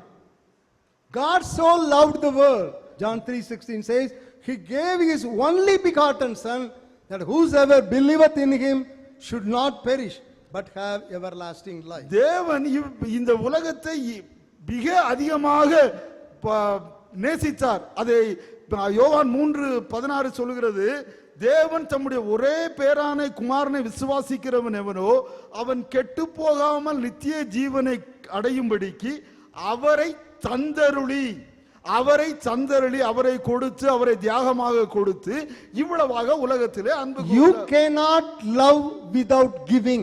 நீங்கள் கொடுக்காமல் அன்பு கூற முடியாது. How God showed his love towards us by giving his only begotten son. தேவன் தன்னுடைய அன்பை நமக்கு எப்படி வெளிப்படுத்தினார்? தன்னுடைய ஒரே பேரான குமாரனை தியாகமாய் நமக்கு கொடுப்பதின் மூலமாக. What are the precious things we have given for God? நாம் ஆண்டவருக்காக கொடுத்திருக்கிற விலையேறப்பட்ட காரியங்கள் என்ன? God so loved us in Romans 5, I don't know, I have time to say all these words. Even while we were sinners, Romans 5:8-11, Christ died for us. நாம் இன்னும் பாவிகளாய் இருக்கையிலே கிறிஸ்து நமக்காக மரித்ததினாலே தேவ அன்பை அவர் நமக்கு வெளிப்படுத்தினார் என்று ரோமர் 5வது அத்தியாயம் 8வது வசனத்திலே நாம் வாசிக்கிறோம். God's love is 4-dimensional. தேவனுடைய அன்பு என்பது 4 பரிமாணங்களை கொண்டது. So we are all staying in an auditorium. நாம் இங்கே ஒரு ஆடிட்டோரியத்திலே உட்கார்ந்து இருக்கிறோம். Are you all comfortable? நீங்கள் எல்லாரும் வசதியா இருக்கிறீர்களா? Some of you are fanning. சிலர் காத்து வீசிக் கொண்டு இருக்கிறீர்கள். Are you really comfortable? நீங்கள் உண்மையிலே வசதியா இருக்கிறீர்களா? About this auditorium, I know you are very much cramped in this little place. இந்த ஒரு சின்ன இடத்திலே நீங்கள் நெருக்கமாக உட்கார்ந்து இருக்கிறீர்கள். This auditorium has got length. இந்த ஆடிட்டோரியத்திற்கு நீளம் இருக்கிறது. This auditorium has got height. இதற்கு உயரம் இருக்கிறது. This auditorium has got width. இதற்கு அகலம் இருக்கிறது. But God's love is not 3-dimensional, it is 4-dimensional. ஆனால் தேவனுடைய அன்பு 3 பரிணாமங்களை கொண்டதல்ல, 4 பரிமாணங்களை கொண்டது. That's what you read in Ephesians chapter 3 verse 18-19. அதைத்தான் எபேசியர் 3வது அத்தியாயம் 18-19வது வசனத்திலே நாம் வாசிக்கிறோம். The length of God's love, தேவனுடைய அன்பின் நீளம், the height of God's love, தேவனுடைய அன்பினுடைய உயரம், the width of God's love, தேவனுடைய அன்பினுடைய அகலம், and the depth of God's love. and தேவனுடைய அன்பினுடைய ஆழம். So great is God's love. So great. தேவனுடைய அன்பு என்பது அவ்வளவு அருமையானது, மேன்மையானது. God's love is the basis for all relationship. தேவனுடைய அன்பு தான் நம்முடைய எல்லா உறவுகளுக்கும் அடிப்படையானது. It is the basis for all relationship. எல்லா உறவுகளுக்கும் அடிப்படையானது இந்த அன்பு தான். So God's love, the length of God's love, தேவனுடைய அன்பின் நீளம், so it is so long that it can pull anybody towards himself. இது யாரையும் தன் பக்கத்தில் இழுத்துக் கொள்ளுகிற அளவிற்கு அதிக நீளமானது. That is called, we call the cords of love. அதுதான் அன்பின் கயிறு என்று அழைக்கப்படுகிறது. That is called cords of love. அது தேவனுடைய அன்பின் கயிறு என்று அழைக்கப்படுகிறது. His love surpasses knowledge. நம்முடைய எல்லா கிரகிக்கையும் மீறுகிற அன்பு அது. The height of God's love. தேவனுடைய அன்பின் உயரம். Yesterday Mrs. Lalita Benedict, she was telling, naturally we love somebody when somebody gives something. நாம் நேற்றைய தினத்திலே திருமதி லலிதா பெனடிக்ட் அவர்கள் சொன்னார்கள், யாராவது நமக்கு ஏதாவது கொடுப்பார்கள் என்று சொன்னால் அவர்கள் மீது நாம் அன்பு கூறுவோம். But God's love is not like that. ஆனால் தேவனுடைய அன்பு அப்படி அல்ல. It is higher. அது உயரமானது. It is taller. அது மிகவும் உயரமானது. Even if you give nothing, God loves you. நீங்கள் ஒன்றும் கொடுக்காவிட்டாலும் தேவன் உங்களை நேசிக்கிறார். Suppose you go to a marriage function. ஒருவேளை நீங்கள் ஒரு திருமண விருந்திற்கு செல்கிறீர்கள். You immediately see, who is this person? Did he give anything to my daughter's wedding? இந்த மனிதன் யார்? இவர் என்னுடைய மகளுடைய திருமணத்திற்கு ஏதாவது பரிசு கொடுத்தாரா? He gave 500. அவர் 500 ரூபாய் கொடுத்தார். Okay, let me give that 500 back. அந்த 500 ரூபாய் நான் திரும்ப கொடுத்து விடுகிறேன். But God's love is not like that. ஆனால் தேவனுடைய அன்பு அப்படிப்பட்டதல்ல. You gave nothing, but God gave everything. நீங்கள் ஒன்றும் கொடுக்கவில்லை என்று சொன்னாலும் அவர் ஏற்கனவே எல்லாவற்றையும் கொடுத்து விட்டார். That is God's love. அதுதான் தேவ அன்பு. It takes us to the throne. அது நாம் தேவனுடைய சிம்மாசனத்திற்கு நம்மை அழைத்து செல்கிறது. What is God's love? தேவனுடைய அன்பு என்ன? The width of God's love. தேவனுடைய அன்பின் அகலம் என்ன? It is so wide that can accommodate anybody and everybody. எல்லாரையும் அடைத்துக் கொள்ளுகிற அகலமான தேவனுடைய அன்பு அது. Any man, any sinner, எந்த பாவியையும் எந்த மனிதனையும் அணைத்துக் கொள்ளுகிற அகலமான அன்பு. Perhaps in this meeting you might fear that I am so sinner, nobody could see me. God's love is so wide it can accommodate you even now. இந்த கூட்டத்திலே ஒருவேளை நான் பாவம் நிறைந்தவனாக இருக்கிறேன், நான் யாரிடத்திலும் செல்வதற்கு அருகதையற்றவன் என்று நீங்கள் நினைத்துக் இருந்தாலும் உங்களையும் அணைக்கும் அளவிற்கு அகலமானது தேவனுடைய அன்பு. Dear brothers and sisters, I say God loves you. அருமையான சகோதர சகோதரிகளே, நான் உங்களுக்கு சொல்ல விரும்புகிறேன், தேவன் உங்களை நேசிக்கிறார். Even if you have gone away from God, God loves you. நீங்கள் தேவனை நேசிக்கவில்லை என்றாலும், அவருக்கு தூரமாக இருந்தாலும் தேவன் உம்மை நேசிக்கிறார். God's love, of the cords of love are coming towards you. தேவனுடைய அன்பின் கயிறு உங்கள் மீது வீசப்படுகிறது. People may condemn you. மக்கள் ஜனங்கள் ஒருவேளை உங்களை கண்டனம் செய்யலாம். Parents may condemn you. ஒருவேளை உங்களுடைய பெற்றோர் உங்களை கண்டனம் The செய்யலாம். pastor may condemn you. உங்களுடைய போதகர் உங்களை கண்டனம் செய்யலாம். The width of God's love. தேவனுடைய அன்பின் அகலம். The fourth dimension is the depth of God's love. நான்காவது பரிமாணம் தேவ அன்பின் ஆழம். That's what the psalmist say. I was in a horrible pit. நான் உளையான சேற்றிலே இருந்தேன் என்று சங்கீதக்காரன் சொல்கிறார். பயங்கரமான குழி. பயங்கரமான குழியிலே இருந்தேன் என்று சொல்கிறார். Psalm 42:3 you read. சங்கீதம் 42:3 வாசிக்கிறோம். An adulterous woman is a horrible pit. அங்கே ஒரு விபச்சாரியாக ஸ்திரீ மிக பயங்கரமான குழியில இருந்தாள். ஆழமான படுகுழி. ஆழமான படுகுழியில இருந்தாள். I don't know any of you here are in that horrible pit. அப்படிப்பட்ட ஆழமான படுகுழியிலே உங்களில் யாரும் இருப்பீர்களோ இல்லவோ எனக்கு தெரியாது. I am trying to come out. நான் அதிலிருந்து வெளியே வர விரும்புகிறேன். I am not able to have victory from pornography. Pornography. நான் இந்த போனோகிராஃபியை பார்ப்பதிலிருந்து எனக்கு விடுதலை பெற முடியவில்லை. I am not able to come out of the seeing the nasty pictures in the computer. கம்ப்யூட்டரிலே ஆபாசமான படத்தை பார்ப்பதிலிருந்து விடுதலை பெற முடியவில்லை. My mind is corrupted. என்னுடைய மனது கரைபட்டு இருக்கிறது. God's love comes to you. தேவ அன்பு உன்னிடத்திலே வருகிறது. Cross of Christ. இயேசு கிறிஸ்துவின் சிலுவை.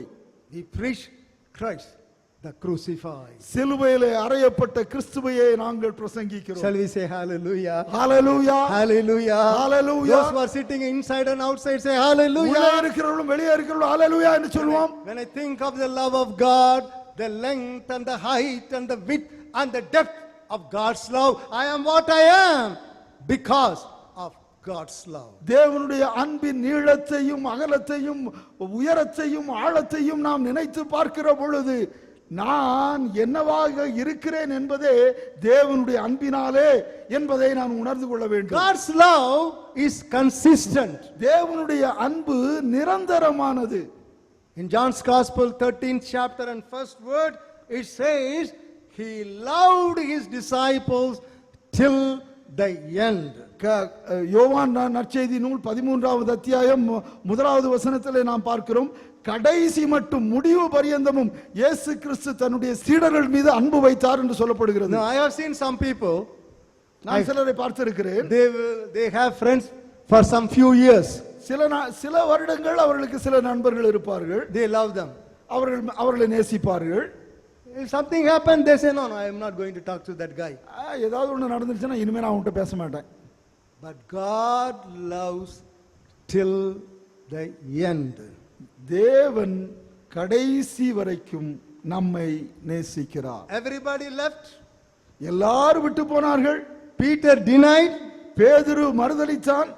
What did Jesus do? இயேசு கிறிஸ்து என்ன செய்தார்? It is very beautiful. This verse I want to read. Luke's Gospel 22nd chapter 61. Everybody take this. லூக்கா 22வது அத்தியாயம். This guy denied the Lord Jesus Christ 3 times and even cursed, I did not know. அவன் இயேசு கிறிஸ்துவை 3 முறை மறுதலித்தான். இன்னும் சொல்ல போனால் அவர் எனக்கு தெரியாது என்று சொன்னான். And the cock crew. அங்கே கோழி கூவினது, சேவல் கூவினது. And what did Jesus do? இயேசு கிறிஸ்து என்ன செய்தார்? See, please turn with me to the book Gospel of Luke 22nd chapter. லூக்கா 22வது அத்தியாயம் and verse 61 and 62. 61 மற்றும் 62. While he was still speaking, the rooster crowed.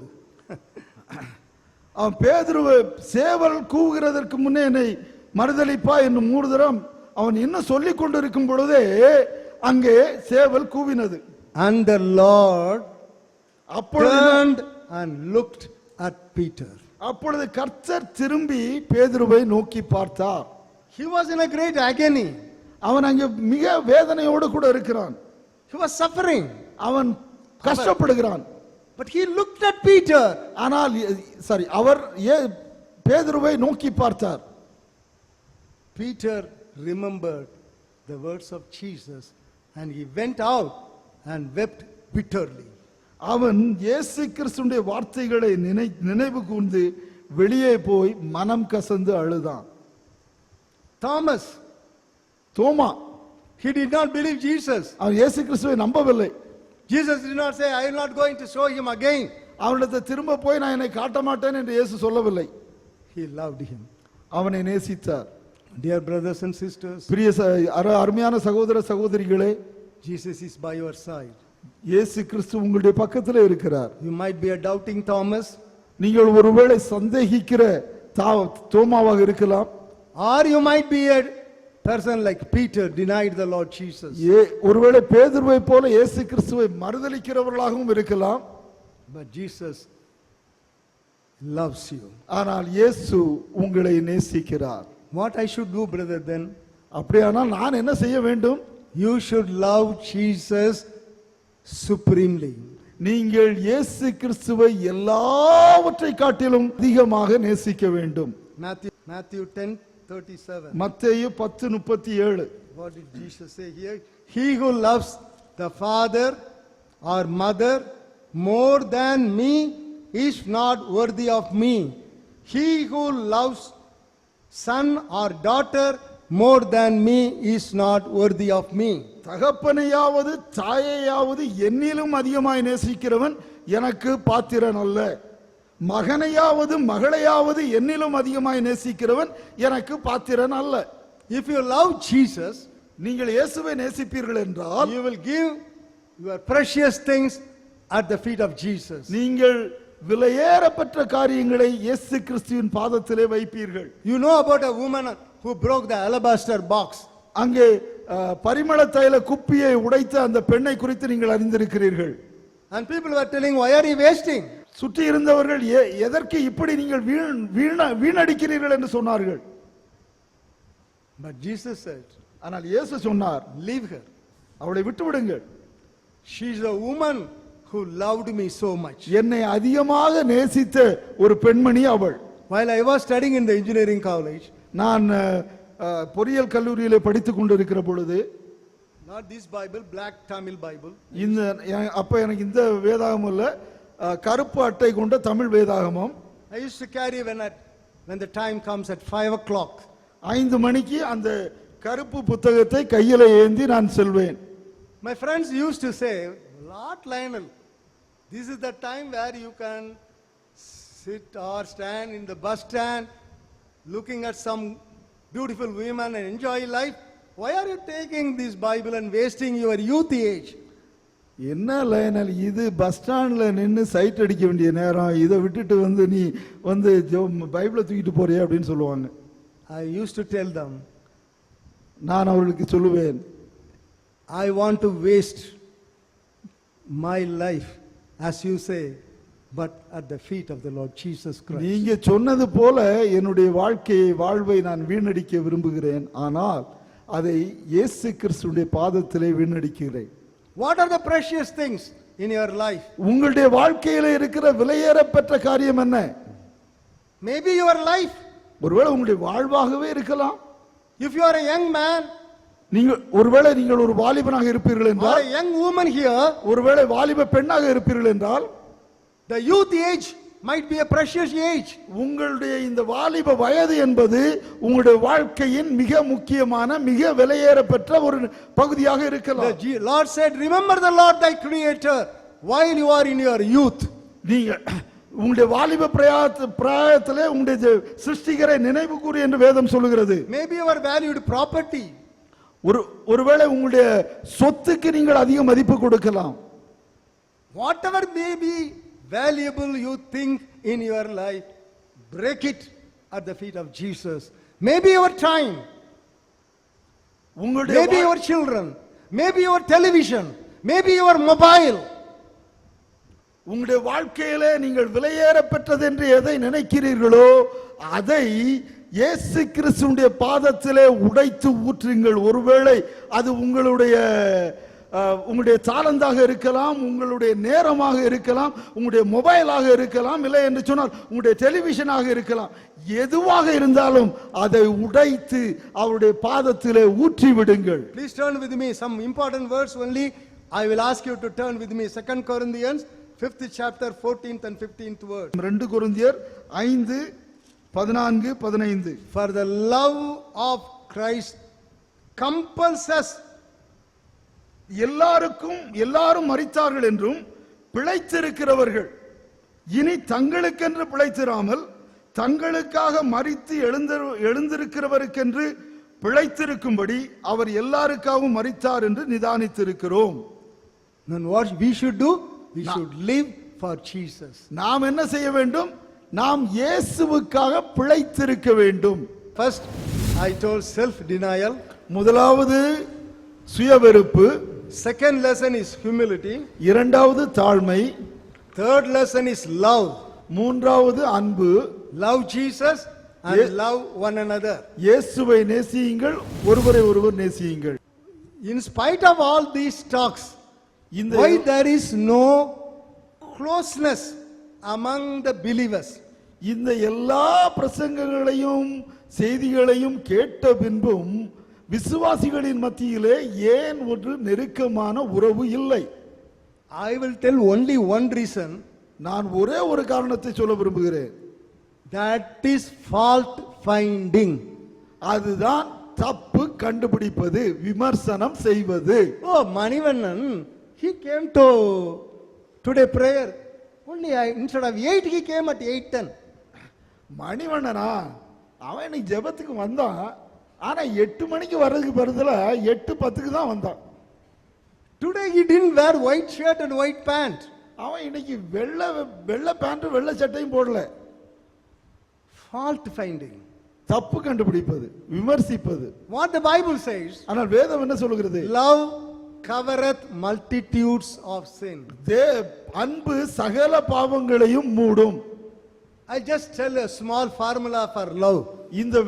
இந்த ஒரு அன்பிற்கு ஒரு எளிதான சூத்திரத்தை சொல்ல விரும்புகிறேன். Unity in major matters. பெரிய காரியங்களிலே ஒற்றுமை. Liberty in minor matters. சின்ன சின்ன காரியங்களிலே அவரவர்களுக்கு கொடுக்க வேண்டிய சுதந்திரம். And charity in all matters. ஆனால் எல்லாவற்றிலும் அன்பு. Let me repeat it. நான் திரும்ப சொல்ல விரும்புகிறேன். Unity in major matters. பெரிய காரியங்களிலே ஒற்றுமை. Liberty, whether he wears white dress or black dress or color dress or yellow dress, that doesn't matter. சின்ன சின்ன காரியம், ஒருவேளை அவன் வெள்ளை சட்டை போட்டானா, மஞ்சள் சட்டை போட்டானா, சிவப்பு சட்டை போட்டானா, அதை பத்தி பிரச்சனை இல்லை.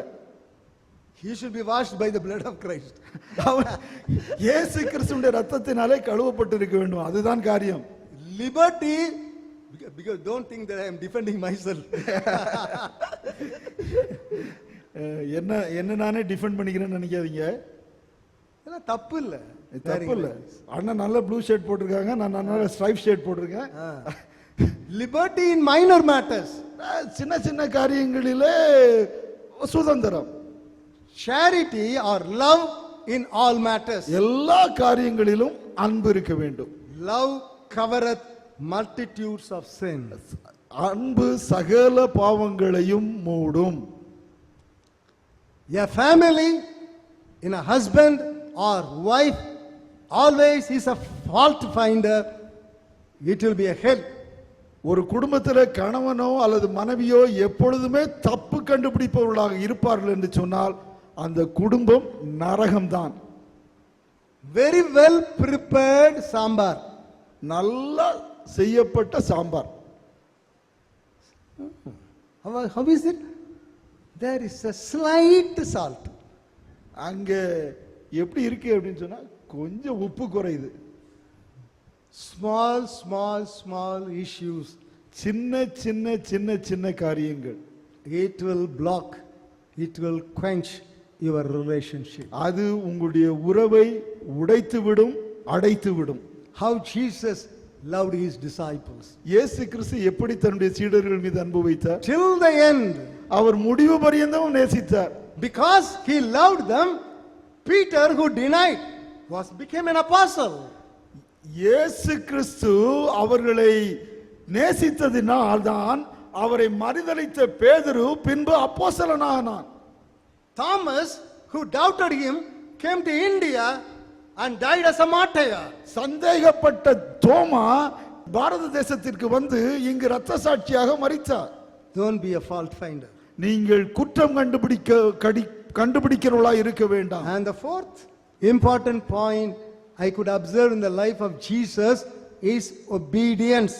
நான் இயேசு கிறிஸ்துவின் வாழ்விலே பார்க்கிற நான்காவது முக்கியமான காரியம் கீழ்ப்படிதல். Jesus is the supreme example of obedience. இந்த கீழ்ப்படிதலுக்கு இயேசு கிறிஸ்து ஒரு சிறந்த உன்னதமான எடுத்துக்காட்டு. That you read it in Philippians 2nd chapter 8th verse. பிலிப்பியர் 2வது அத்தியாயம் 8வது வசனத்திலே நீங்கள் வாசிப்பீர்கள் என்று சொன்னால், let me go quickly. The whole life of Jesus was the life of obedience. அவருடைய இயேசு கிறிஸ்துவின் வாழ்க்கை முழுவதுமே அது ஒரு கீழ்ப்படிதல் நிறைந்த வாழ்க்கையாய் இருந்தது. He traveled from Galilee to Jordan about 60 kilometers to fulfill the righteousness of God.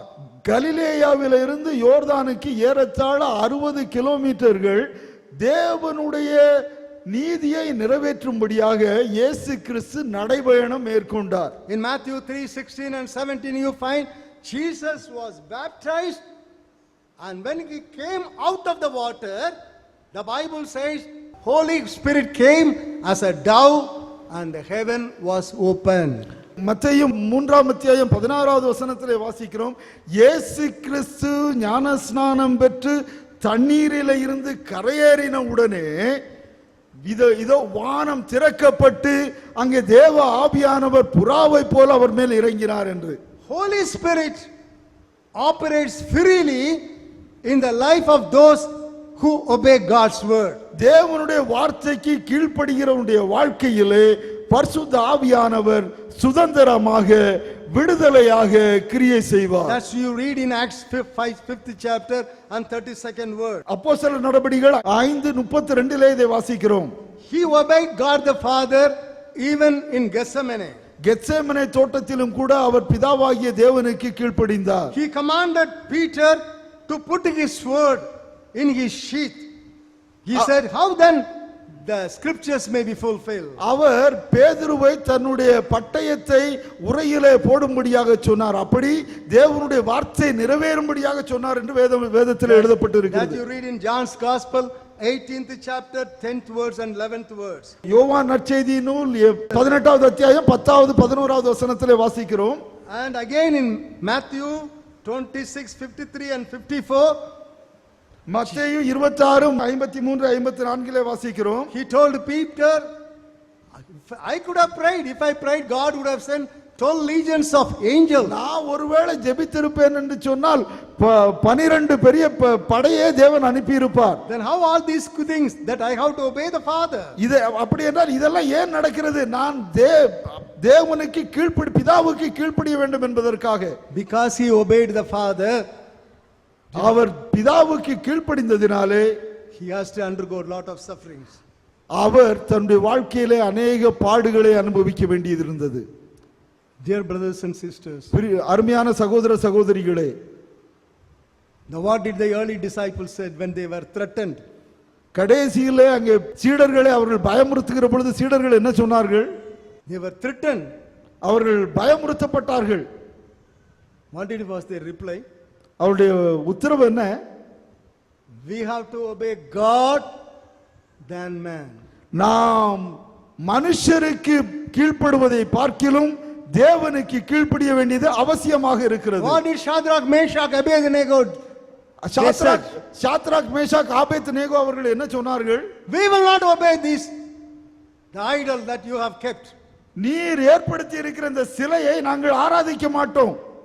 Be it you throw me into the fiery furnace. நீங்கள் ஒருவேளை அந்த எரிகிற சூளை அக்கினி சூளையில என்னை வீசி எறியலாம். The king was very furious. அங்க அரசனுக்கு கோபம் அதிகமானது. He made the furnace 7 times hotter than previously. அந்த அக்கினி சூளையை இன்னும் 7 மடங்கு அதிகமாக நெருப்பினாலே நிறைத்தான். Even those people who carried him, they died. அவர்களை சுமந்து சென்றவர்களும் மரித்தார்கள். But these 3 people, Shadrach, Meshach, Abednego, they were walking in the midst of the fiery furnace, and one more person, that is the angel of God, was with them. Shadrach Meshach Abednego அவர்கள் அந்த எரிகிற அக்கினி சூளையிலே அவரோடு நடக்கிற இன்னொரு மனிதனோடு கூட, அதான் இயேசு கிறிஸ்துவோடு கூட அவர்கள் நடமாடி கொண்டிருந்தார்கள். God wants us to be his yes people. நாம் ஆண்டவருக்கு ஆமாம் சாமிகளாக இருக்க வேண்டும் என்று தேவன் விரும்புகிறார். Yes, yes Lord, yes Lord, yes Lord. ஆமாண்டவரே, ஆமாண்டவரே, ஆமாண்டவரே. Whatever you say, I will obey. நீ என்ன சொன்னாலும் நான் செய்ய ஆயத்தமாக இருக்கிறேன். You want me to take me to Orissa? I will go.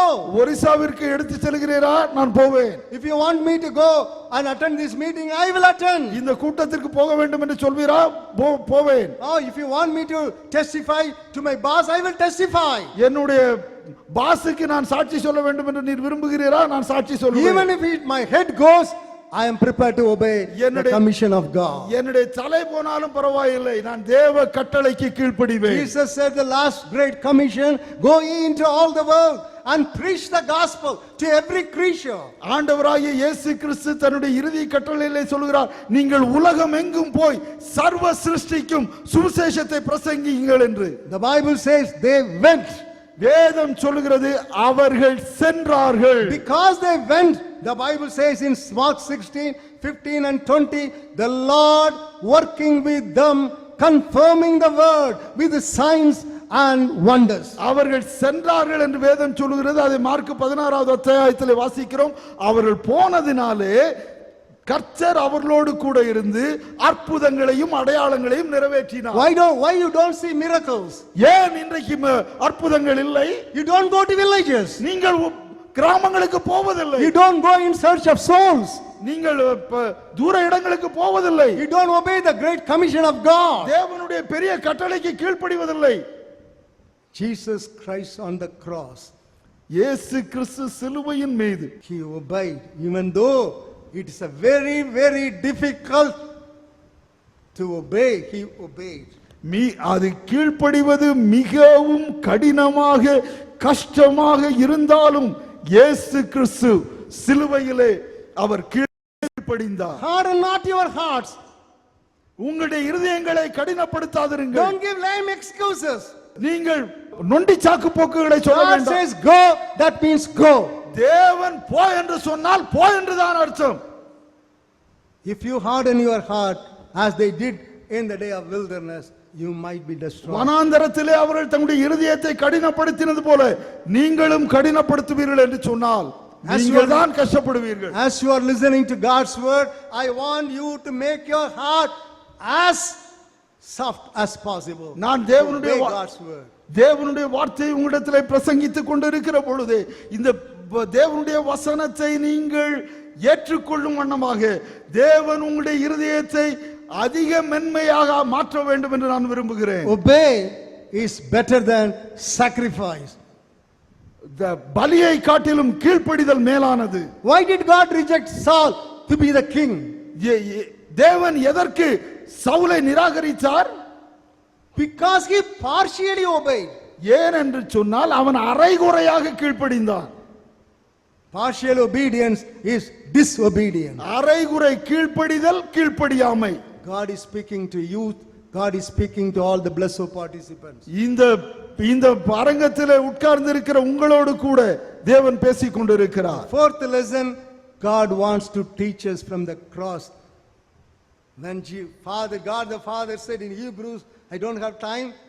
Oh, behold, I am coming voluntarily. He was not grudging. He was not saying, Father, send me sometime afterwards.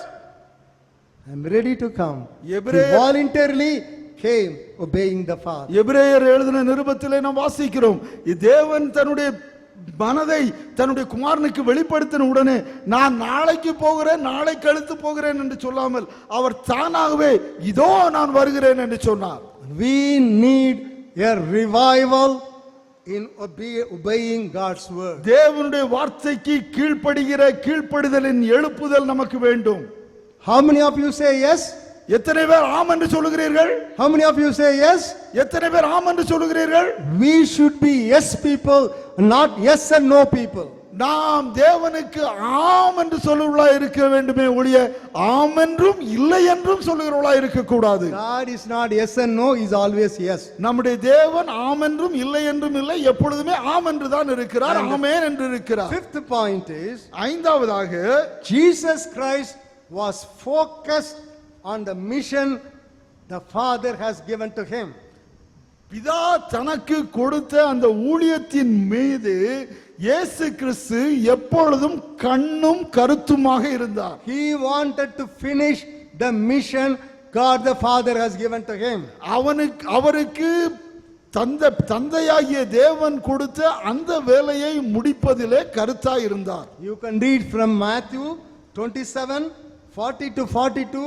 மத்தேயு 27வது அத்தியாயம் 40வது வசனத்திலிருந்து 42வது வசனம். Tempting and giving lot of hindrances for Jesus to obey on the cross. சிலுவையிலே இயேசு கிறிஸ்து கீழ்ப்படியாமல் போகும்படிக்கு பிசாசு அவருக்கு அநேக சோதனைகளை தடைகளை கொண்டு வந்தான். If you are the son of God, come on, come down. நீ தேவனுடைய குமாரனே ஆனால் இறங்கி வா. If he had come down, அவர் ஒருவேளை கீழே இறங்கி வந்திருந்தால் the purpose of the Father would have been defeated. பிதாவினுடைய சித்தம் தோற்று போயிருக்கும். The devil will try to deviate us from the mission and the vision God has given to us. தேவன் நமக்கு கொடுத்த ஊழியத்திலும் தரிசனத்திலும் இருந்து நம்மை திசை திருப்ப பிசாசு எப்பொழுதுமே முயற்சி செய்வான். Jesus started his ministry with soul winning and ended his ministry on the cross by winning a thief for him. இயேசு கிறிஸ்து தன்னுடைய ஊழியத்தை ஆத்தும ஆதாயத்தின் மூலமாக ஆரம்பித்தார். சிலுவையிலே அவர் மரிக்கும் பொழுதும் சிலுவையில் உடன் தொங்கின கள்ளனை அவருடைய ஆத்துமாவை ஆதாயப்படுத்துவதன் மூலமாக தன்னுடைய பூ உலக வாழ்வை அவர் முடித்தார். Some people have started with the soul winning. சிலர் ஆத்தும ஆதாய பணியோடு கூட தங்களுடைய ஊழியத்தை ஆரம்பித்தார்கள். Now they have become, what should I say, superintendents. They started with soul winning. Now they have become superintendents and managers. ஆனால் இப்பொழுதோ அவர்கள் கண்காணிகளாகவும் மேனேஜர்களாகவும் மாறிவிட்டார்கள். Tract distribution. கைப்பிரதி விநியோகிப்பது, going to houses and reaching souls. வீடுகள் தோறும் சந்தித்து அவர்கள் ஆத்துமாக்களுக்கு இயேசு கிறிஸ்துவை குறித்து சொல்லுவது. These things are below my dignity. இதெல்லாம் என்னுடைய மரியாதைக்கு குறைவானது. There is no job in the kingdom of God that is inferior or below the dignity. இந்த தேவனுடைய ஊழியத்திலே இறையரசிலே நம்முடைய மரியாதைக்கு கீழானது குறைவானது என்று எந்த வேலையும் இல்லை. Do you know how are you here in this place? நீங்கள் எல்லாரும் எப்படி இங்க வந்தீர்கள் என்று உங்களுக்கு தெரியுமா? Who has put the chairs? நாற்காலிகளை போட்டது யார்? Who has put the banners? இங்க பேனரை கட்டினது Who யார்? has arranged the mic? இந்த மைக்கை ஏற்படுத்தினது யார்? They are all not in the forefront. அவர்கள் எல்லாம் இன்னாலே நிற்கவில்லை. They are all at the back. அவர்கள் எல்லாரும் திரைக்கு பின்னே இருக்கிறார்கள். The Lord who seeth you in secret shall reward you publicly. மறைவிடத்திலே உங்களை பார்க்கிற தேவன் பகிரங்கமாக வெளியரங்கமாக உங்களுக்கு பதிலளிப்பார். Don't try to become a popular figure or like a cinema celebrity or trying to put you big. No. நீங்கள் ஒரு செல்வாக்கு மிகுந்த பிரசித்தி பெற்ற ஒரு மனிதனாகவோ இல்லை என்று சொன்னால் சினிமா நட்சத்திரத்தை போலவோ பந்தா செய்ய வேண்டும் என்று நினைக்க வேண்டாம். I was No, I was born and brought up from a jungle. நான் ஒரு காட்டிலே பிறந்து வளர்க்கப்பட்டவன். I was, then my wife was in Trichy, so I also was living in Trichy for quite long time. நான் என்னுடைய மனைவி திருச்சியில இருந்ததுனால நானும் அநேக நாட்கள் திருச்சியில வாழ்ந்தேன். And then I was transferred to Chennai. அதற்கு பின்பு சென்னைக்கு படிமாற்றம் பெற்றேன். I was asked to preach in a church. அங்கே ஒரு சபையிலே என்னை போதிக்கும்படியாக பிரசங்கம் பண்ணும்படியாக அழைத்தார்கள். I was preaching as usual, like even in the 75 years, I am shouting, you know. I was in 30s, how much I would have shouted. இன்னைக்கு 75 வயசுல நான் எப்படி சத்தம் போடுறேன்னு உங்களுக்கு தெரியும். என்னுடைய 30 வயதுகளில் எப்படி சத்தம் போட்டிருப்பேன்னு தெரியும்ல. அப்படி நான் சத்தம் போட்டு பிரசங்கம் பண்ணி கொண்டு இருந்தேன். I don't want any car or banda or anything. I'll simply walk and go. நான் எனக்கு எது காரு அது இது எது வேணும், எந்த பந்தா வேணும் அப்படியே நடந்து போவேன். I always wanted to be a David, not like a Saul. I don't want to put the dress of Saul also. நான் எப்பொழுதுமே தாவீதை போல இருக்க விரும்புகிறேன், சவுலை போல இருக்க விரும்பவில்லை, சவுலுடைய வஸ்திரங்களையும் அணிந்து கொள்ள விரும்பவில்லை. A great person from the church came and told me, அங்க இருக்கிற ஒரு பெரிய மனிதரிடத்திலிருந்து வந்து சொன்னார், sir we find that you are new to Chennai. நீங்க சென்னைக்கு புதுசுன்னு நினைக்கிறேன். We will offer so much of money, I don't want to tell the money, so high. Then car, then house, bangla. நாங்கள் உங்களுக்கு அதிகமான பணத்தை கொடுக்கிறோம், கார் கொடுக்கிறோம், பங்களா கொடுக்கிறோம் என்று சொன்னார். It was highly tempting. அவர் என்னை அதிகமாக சோதனைக்குட்படுத்தினார். No, Mrs. Stanley has written a beautiful book called Goodbye Tata, Goodbye Satan. Tata to Satan. Mrs Stanley அவர்கள் சாத்தானுக்கு குட் பை, சாத்தானுக்கு டாடா என்று சொல்லி ஒரு புத்தகம் எழுதி இருக்கிறார்கள். I immediately say Tata to your car, Tata to your house, Tata to your becoming a pastor in your church. My vision is revival and evangelism. அப்பொழுது நான் சொன்னேன், உங்களுடைய பணத்திற்கு டாட்டா, உங்களுடைய காருக்கு டாட்டா, உங்களுடைய வீட்டிற்கு டாட்டா, என்னுடைய தரிசனம் என்பது எழுப்புதலும் நற்செய்தி பணியும். I want to give Tata to your designation also. நீங்கள் கொடுக்கிற உங்களுடைய அந்த பட்டத்திற்கும் நான் டாட்டா சொல்லுகிறேன். இப்பதான் ரொம்ப அலர்ட்டா இருக்கீங்கப்பா. All of you look very bright. இப்பதான் எல்லாரும் முகத்திலே அடைய ஒரு பிரகாசம் தெரியுது. What is the vision of BYM? இந்த BYM ஆசீர்வாத இளைஞர் இயக்கத்தின் தரிசனம் என்ன? Revival and evangelism. எழுப்புதல் மற்றும் நற்செய்தி பணி. Don't try to sit at home and say, I am old, I will not go and distribute tract, I will not go to villages, I will not go and see souls. நீங்கள் வீட்டிலே உட்கார்ந்து கொண்டு எனக்கு வயதாகி விட்டது, நான் போய் கைப்பிரதி கொடுக்க முடியாது, என்னால கிராமங்களுக்கு போக முடியாது என்று நீங்கள் சொல்ல வேண்டாம். I was traveling with Brother Dixon. நான் டிக்சனோடு கூட பயணம் செய்தேன். My heart always will be bubbling to share Jesus to anyone who is nearby me. என்னுடைய பக்கத்தில் இருக்கிறவரோடு கூட இயேசு கிறிஸ்துவை பகிர்ந்து கொள்வதில் எனக்கு எப்பொழுதும் ஒரு ஆர்வம் உண்டு. Because the Bible says he died for you, you have to live for him. வேதம் சொல்லுகிறது, அவர் உனக்காக மரித்தார், நீர் அவருக்காக வாழ வேண்டும். The train was coming nearer. அந்த மனிதன் பக்கத்திலே வந்தார். Train was nearer to Salem. சேலக்கு ட்ரெயின் சேலத்தை நெருங்கி கொண்டிருந்தது. I just asked a straight question to him.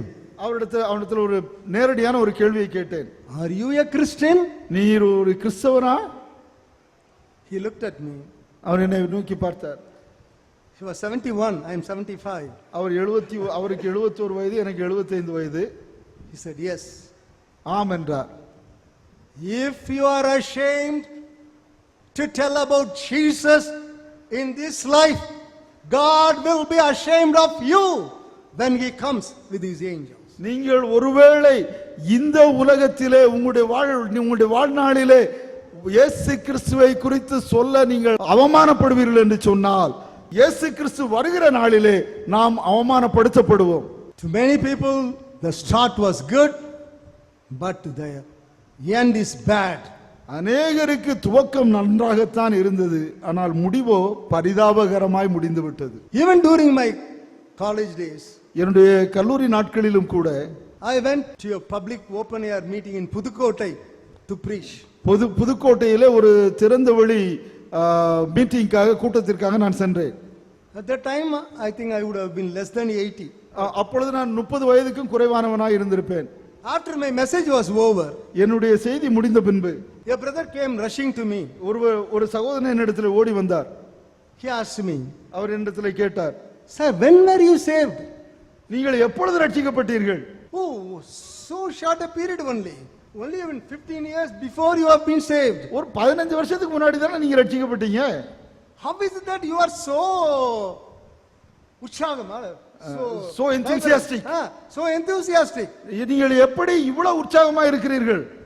According to him, அவருடைய பாணியில் அவருடைய வார்த்தையில சொல்ல வேண்டும் என்றால், the enthusiasm should droop down as the years of your salvation goes. உங்களுடைய நீங்கள் ரட்சிக்கப்பட்ட நாட்கள் அதிகமாக அதிகமாக தேவன் மீதும் ஊழியத்தின் மேலும் இருக்கிற ஆர்வம் குறைந்து கொண்டே வர வேண்டும் என்பது அவருடைய கணிப்பு. That is not biblical. அது வேத கணிப்பு அல்ல. Please turn with me to the book of Proverbs, நீதிமொழிகளின் புத்தகம் chapter 4, 4வது அத்தியாயம் verse 18 and 19. நீதிமொழிகள் 4:18-19. Solomon, the wisest man, he said, how is the path of the righteous man? அங்கே ஞானியாகிய சாலமோன் நீதிமானுடைய வழிகள் எப்படி இருக்கும் என்று சொல்கிறார். The path of the just is like the shining sun that shines ever brighter and brighter unto the perfect day. நீதிமானுடைய பாதை நடுப்பகல் வரைக்கும் அதிகமாய் பிரகாசிக்கிற சூரிய பிரகாசம் போல் இருக்கும். There is a recent survey made by a man of God called Dr. Robert Clinton. Robert Clinton என்கிற ஒரு தேவ மனிதன் செய்த ஒரு சமீபத்திலே செய்த ஒரு ஆய்வு. According to the survey, அந்த ஆய்வின்படி less than 30% of the leaders, they finish well. 30 விழுக்காட்டிற்கும் குறைவான தலைவர்கள் தான் நன்றாக தங்களுடைய பயணத்தை முடிக்கிறார்கள். They start well, அவர்கள் துவக்கம் நன்றாகத்தான் இருக்கிறது, came very covetous, அவர்கள் அதற்கு பின்பு பொருளாசை உள்ளவர்களாய் மாறிவிட்டார்கள், lost all the burden, எல்லா பாரத்தையும் துறந்து விட்டார்கள். Why? ஏன்? Because for the lust of the world, the lust for popularity, comfort. Dear brothers and sisters, Jesus, from the beginning till the end, he was a soul winner. உலக ஆசையின் நிமித்தமாகவும் இல்லை மாம்ச ஆசையின் நிமித்தமாகவும் பிரசித்தி பெற வேண்டும் என்ற ஆசையின் நிமித்தமாகவும் அவர்கள் தங்களுடைய ஆர்வத்தை இழந்து விட்டார்கள். ஆனால் இயேசு கிறிஸ்துவுக்கு துவக்கத்தில் என்ன ஆர்வம் இருந்ததோ அது முடிவு வரைக்கும் இருந்தது. King Solomon says in Ecclesiastes 7:8, பிரசங்கி 7:8 அரசனாகிய சாலமோன் சொல்லுகிறான், end is more important than the beginning. துவக்கத்தை காட்டிலும் முடிவு முக்கியமானது என்று சொல்லுகிறான். Sixthly and finally, ஆறாவதும் கடைசியுமாக, what do I learn from the cross? இந்த சிலுவையிலிருந்து நான் கற்றுக்கொள்கிற காரியம் என்ன? Isaiah 53:12. ஏசாயா 53:12. If you see the latter portion of it, it says, because he made intercession for the transgressors. அவர் அக்கிரமக்காரருக்காக வேண்டிக் கொண்டதின் நிமித்தம் என்று வாசிக்கிறோம். He prayed, he interceded for the transgressors. அக்கிரமக்காரருக்காக அவர் மன்றாடி ஜெபித்தார். Interceding prayer is slowly extinct. It has become obsolete. இங்கே மன்றாட்டு ஜெபம் என்பது கொஞ்சம் கொஞ்சமாக காணாமல் போய் கொண்டிருக்கிறது. We emphasize lot of gatherings in prayer meetings. Good. நம்முடைய ஜெப கூட்டங்களிலே அநேகர் வர வேண்டும் என்று நாம் விரும்புகிறோம். We spend most of our time in hearing the messages and hearing the songs and worship. அநேக நேரத்தில் ஜெப கூட்டத்திலே பாடல் நேரமும் செய்தி நேரமும் இந்த ஜெப நேரத்தை முழுங்கி விடுகிறது. There is no intercessory prayer. அங்கே மன்றாட்டு ஜெபம் இல்லை.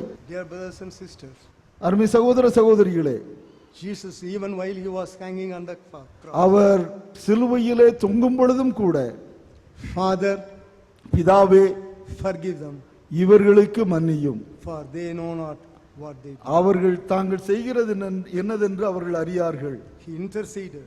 அவர்களுக்காக அவர் மன்றாடினார். God is searching for people who They- could intercede for him. இவ்விதமாக மன்றாடுகிற மன்றாட்டு வீரர்களை தேவன் தேடுகிறார்.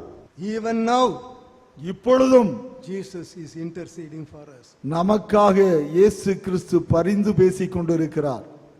The cross of Christ. இயேசு கிறிஸ்துவின் சிலுவை, Cross of Christ. இயேசு கிறிஸ்துவின் சிலுவை, Self-denial, அது சுய வெறுப்பு, humility, அது தாழ்மை, love, அன்பு, obedience, கீழ்ப்படிதல், focused in the mission, not deviating from the vision. ஊழியத்திலே கண்ணும் கருத்துமாக இருப்பது, தரிசனத்தில் தடுமாறாமல் நிற்பது.